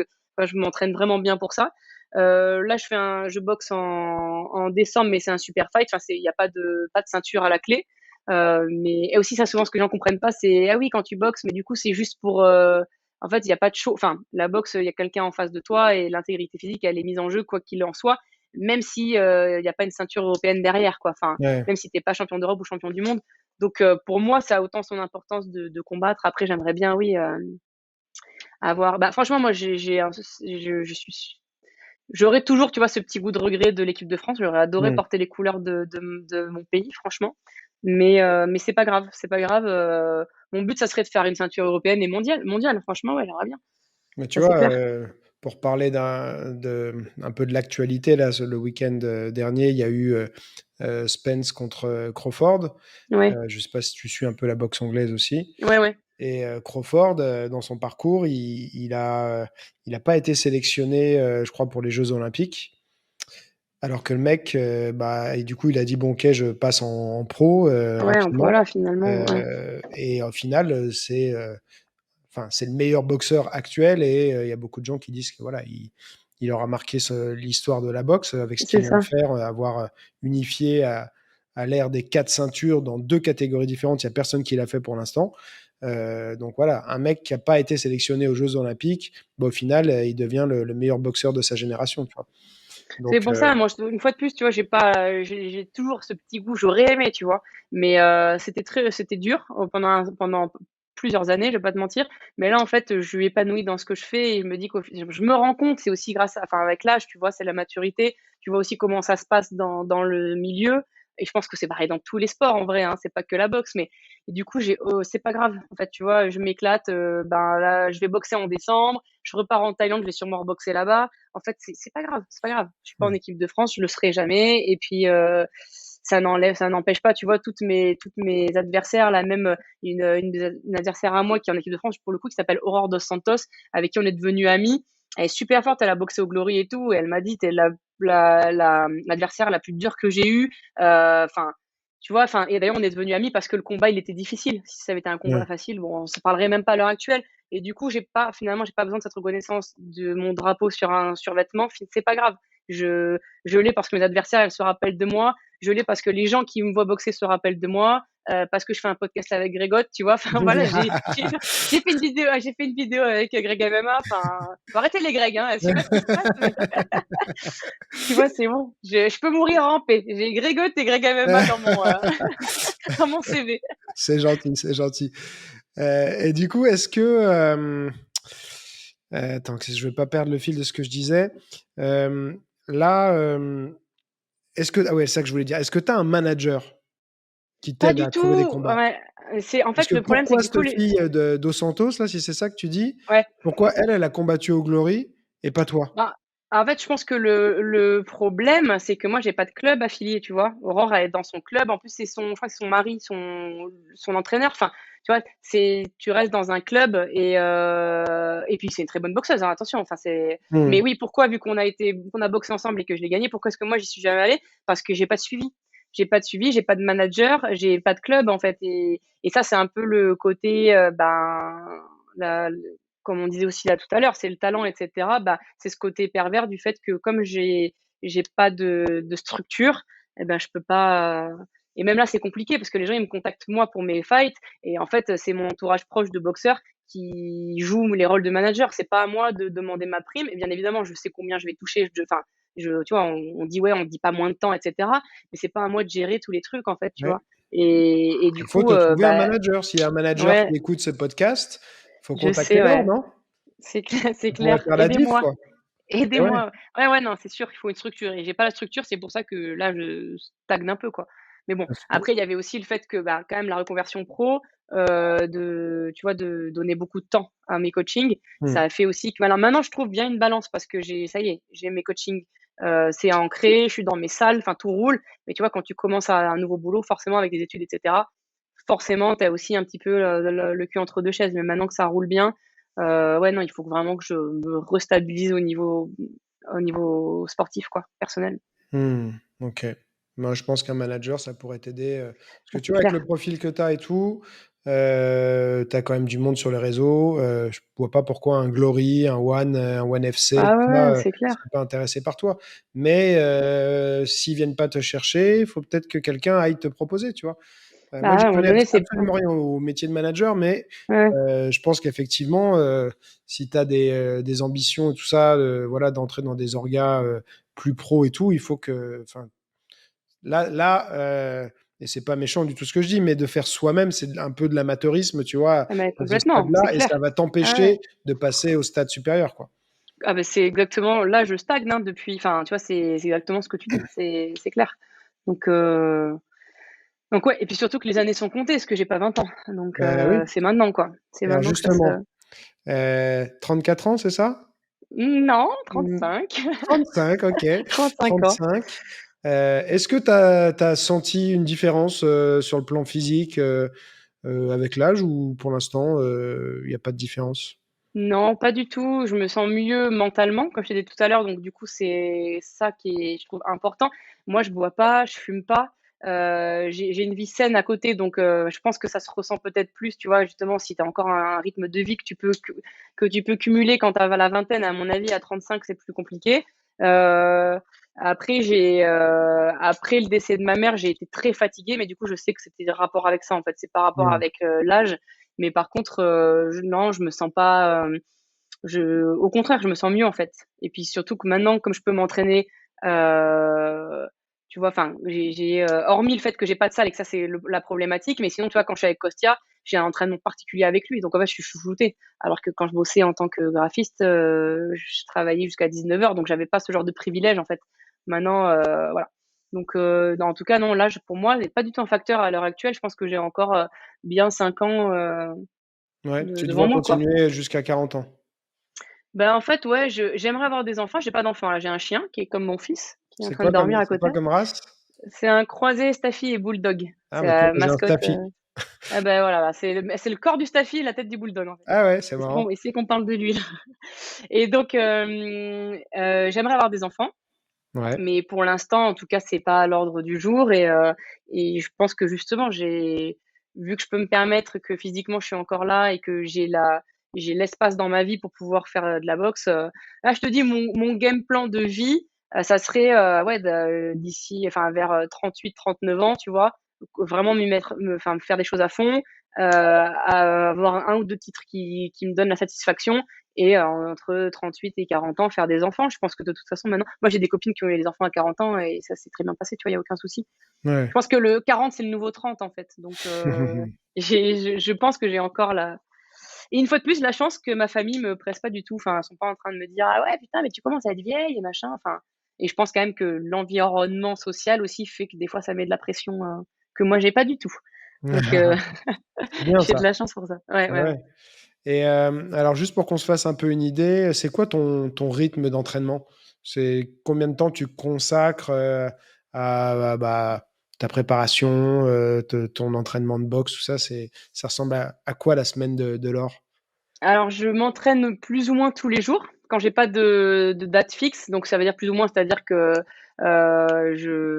des fois, ça peut être moins que plus, tu vois. Mais en tout cas, j'essaye. Donc, déjà, au moins, je vois mon préparateur physique, donc COS, je le vois 2 fois par semaine, mercredi, vendredi. Ensuite, je m'entraîne en boxe au moins 2 fois. Et week-end, courir, tu vois. Mais sauf que ça, voilà, ça peut être aléatoire. Par exemple, les entraînements de boxe, vu que c'est pas tout le temps dans les mêmes salles, des fois c'est changeant, c'est aléatoire. Mais sinon, par contre, quand j'ai une préparation physique, c'est vraiment 2 mois et demi avant, enfin 3 mois avant, on va dire. Là, tu as un truc rythmé vraiment avec tel jour tu boxes, tel jour préparation physique, tel jour fractionné. Enfin voilà, ça c'est beaucoup plus. Et c'est tous les jours sauf le dimanche. Et est-ce Voilà. que, en termes de poids, est-ce que tu es beaucoup au-dessus de ton poids de combat ou pas? En fait, j'ai pas du tout, je suis ectomorphe, donc je crame beaucoup. Comme je suis hyperactive, je suis tout le temps en mouvement. Donc en fait, j'ai la chance de pouvoir perdre très facilement. Là, actuellement, je suis à 65 kilos et je mange énormément. Je mange vraiment beaucoup. Je suis très gourmande et surtout des grosses quantités. Donc mes 65 kilos, c'est mon poids, voilà, au max. Ce qui est déjà pas énorme pour 1m75 en fait. Et là, mon dernier fight, j'ai boxé à 63 kilos parce que j'avais pas trouvé de fille qui était plus basse, mais sinon, je peux boxer à 61 kilos en fait. D'accord. Donc, j'ai pas énormément, tu vois, là, pour boxer au Tech Fight, donc j'avais 3 kilos à perdre. En vrai, c'est super facile, quoi. Enfin, je me suis même pas privée, donc j'étais pas fatiguée. J'ai pas eu de cutting à faire ou voilà, juste D'accord. j'arrête de manger des conneries et je mange sainement et ça, je perds très vite, quoi. D'accord. Et alors, du coup, ça veut dire que le reste du temps, tu fais pas tellement attention, à ta Pas du diète? tout. Ouais. Non, après, moi, je le vois comme de l'essence. Enfin, si tu mets de la merde dans ta voiture, elle roulera pas. Donc, Mmh. clairement, je vais pas me faire un burger et des frites alors que je m'entraîne 2 heures après, ça c'est sûr. Mais par contre, je fais pas attention dans le sens où si j'ai envie de me faire plaisir, je me fais plaisir et surtout, je mange des bonnes quantités. Après, j'ai de la chance parce que par exemple, j'ai un sponsor, c'est Monka. et c'est des collations. En fait, c'est des energy balls et tout ça. Donc, par exemple, tout ce qui est, dès que j'ai faim dans la journée, je sais que je vais pouvoir manger des choses qui sont relativement saines, tu vois, qui vont me couper aussi bien l'appétit. Euh, mais si j'ai envie de manger une pizza le soir, je fais pas du tout attention, mais je vais faire attention plus pour le côté fuel en fait, quoi. C'est que je Mmh. vais mettre quelque chose dans mon corps qui va me permettre de performer. C'est sur ça, pour moi, c'est ça l'important, quoi. OK, top. Allez, on va finir avec 3 questions, j'ai 3 questions là que j'ai récemment, je me suis dit: «Tiens, ça peut être sympa de finir par ces 3 questions-là», si j'arrive à me rappeler les 3 questions. La première, est-ce qu'il y a un truc, que tu entends souvent dire ou que les gens pensent et qui toi, tu vois, t'hérisse le poil, qui te saoule profondément? Voilà, quelque Par chose rapport à la boxe ou en général, où tu sais, allez, c'est ah, encore moi, ça. ouais, ce qui m'érisse profondément, alors j'ai pas forcément de phrase spécifique, mais c'est de ouais, c'est pas de ma faute, en fait, c'est de la faute des autres. Ça m'énerve. Les gens qui se remettent pas en question, et qui, du coup, se complaisent dans leur petit malheur parce qu'en fait, ils peuvent changer le truc en sortant les doigts des fesses et qu'ils le font pas. Ça, c'est vraiment quelque chose qui m'énerve au plus haut point. Mmh. Parce que tu as le droit d'avoir des galères, c'est pas le problème. Mais par contre, tu es acteur de ta vie, quoi. Donc les gens Mmh. qui se disent oui, qui se remettent pas en question, qui disent: «Ah oui, mais c'est pas de ma faute». Peut-être, mais tu as le pouvoir de changer, c'est Ouais. le pouvoir Ouais, bah, d'avoir ta moi, vie j'y en peux rien, je suis, voilà, j'y c'est peux ça. rien, je suis comme ça ou c'est comme ça. Voilà, c'est ça, c'est trop facile, c'est trop facile. Ouais, On a tous des défauts et donc ouais, ça m'énerve. OK. 2e question, est-ce qu'il y a un truc, sur lequel, plus ou moins récemment, tu as complètement changé d'avis ou ça a changé ta vision a complètement changé? Peut-être pas une révélation, mais voilà, un truc peut-être que tu as cru pendant longtemps et puis finalement, aujourd'hui tu penses plus du tout ça? Alors j'ai beaucoup changé alors j'ai toujours été la même personne, enfin j'ai toujours eu beaucoup de personnalité, donc du coup je me suis jamais vraiment greffée à des choses. Par contre, ce qui est sûr, c'est que j'ai pas mangé de viande pendant, enfin je pense à ça vraiment, peut-être que j'ai Ouais, d'autres choses qui me reviendraient, mais là c'est du tac au tac, ouais. pendant un certain temps. Et en fait ma vision, donc c'était pour des raisons, éthiques en fait, hein, c'était Mmh. pas du tout parce que j'aime pas la viande, je suis une grosse viandarde. Et donc cette vision-là n'a pas changé. Pour moi, j'ai toujours, un dégoût profond de la façon dont est fait en masse la consommation de viande, mais par contre, j'en mange énormément. Enfin, j'en mange énormément. Ouais. Je remange de la viande et j'ai plus de dégoût quand je mange de la viande. Donc, en tout Mmh. cas, ça a changé. Mais par contre, pas, enfin, éthiquement, je suis toujours. Ouais.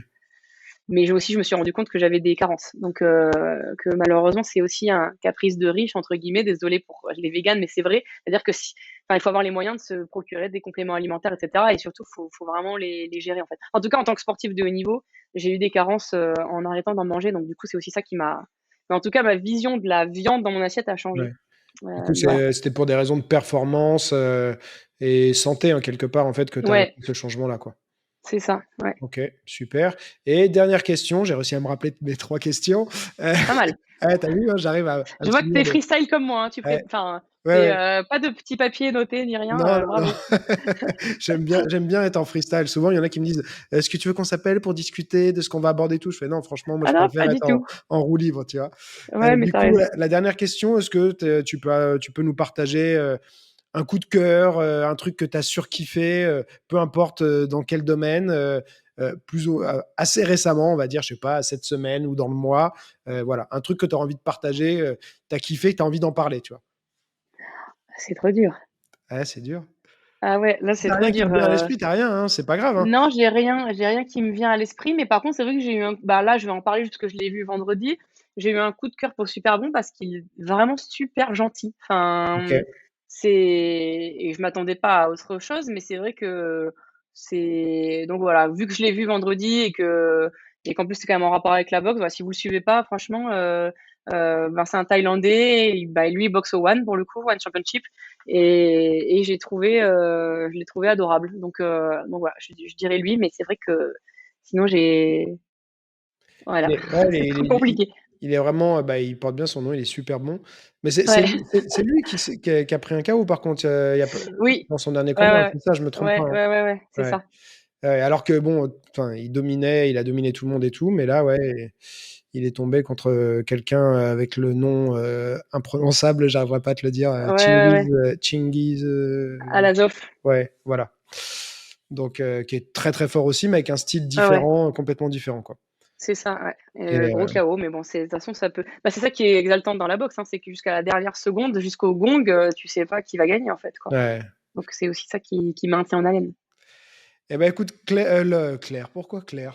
Et ben, tu sais que tu es pas le seul, il y a plein de gens qui confondent Laure et Claire et je pense Ouais, qu'en fait, dans l'inconscient collectif, ça doit un peu se ressembler parce c'est que trop c'est très bizarre. fréquent qu'on me dise que je m'appelle Claire, donc je pense que ça doit se ressembler, Le gros boulet, inconsciemment. quoi, le mec qui parle pendant presque 2 heures, qui dit: «Écoute Claire, Écoute Françoise,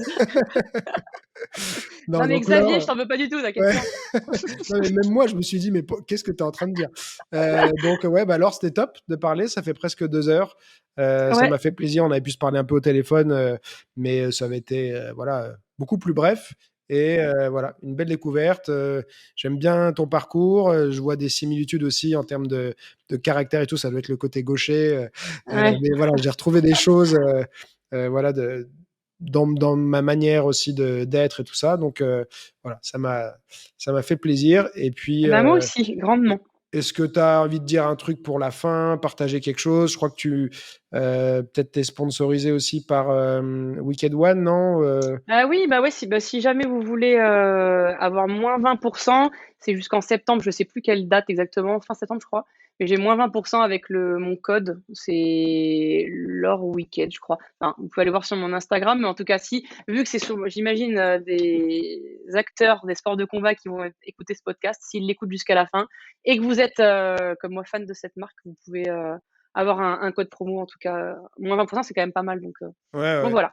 Non, la marque fait des trucs, assez stylés, ouais, donc c'est une bonne marque, quoi. Ah bah, moi, si on m'avait dit il y a 10 ans, que j'aurais été, entre guillemets «égérie» de cette marque, j'aurais, je crois, pleuré vraiment, quoi. Enfin, j'étais archi fan du côté, un peu, justement graffiti et cetera. Enfin, pour moi, c'est la plus belle marque, et puis en plus, comme c'est une marque française, c'est quand même pas mal, quoi. Bah, oui. OK, top. Et ben, écoute, merci Laure et Et ben, j'étais puis, ravie en tout cas, ça m'a fait bien plaisir. ouais, moi aussi et bah, je partagerai, les liens vers tes réseaux et tout, mais de toute façon, OK. les gens peuvent te trouver assez facilement. C'est Laure Ruthless Ruthless, yes, c'est ça. sur les réseaux. Pas facile à dire pour les Français d'ailleurs. Ah, c'est clair. Ouais, mais des fois, des gens pensent que c'est mon nom de famille en plus. Enfin, Ouais, alors que c'est un pseudo, mais ça veut dire intrépide. Pour Ruthless. Voilà, Ruthless. Pour ceux qui savent pas, ça veut dire intrépide. Et Ouais. c'est pas moi qui me suis choisi mon prénom, hein. On me l'a on me l'a attribué, quand je vivais à New York. Ah Mais ouais. ça sera dans un podcast, Ouh là, ce numéro sera 2. pour un épisode 2, ça, la vie à New C'est York et ça, tout, on n'en a pas parlé. c'est Ça clair. marche. OK, Merci. Ciao. avec plaisir. Salut.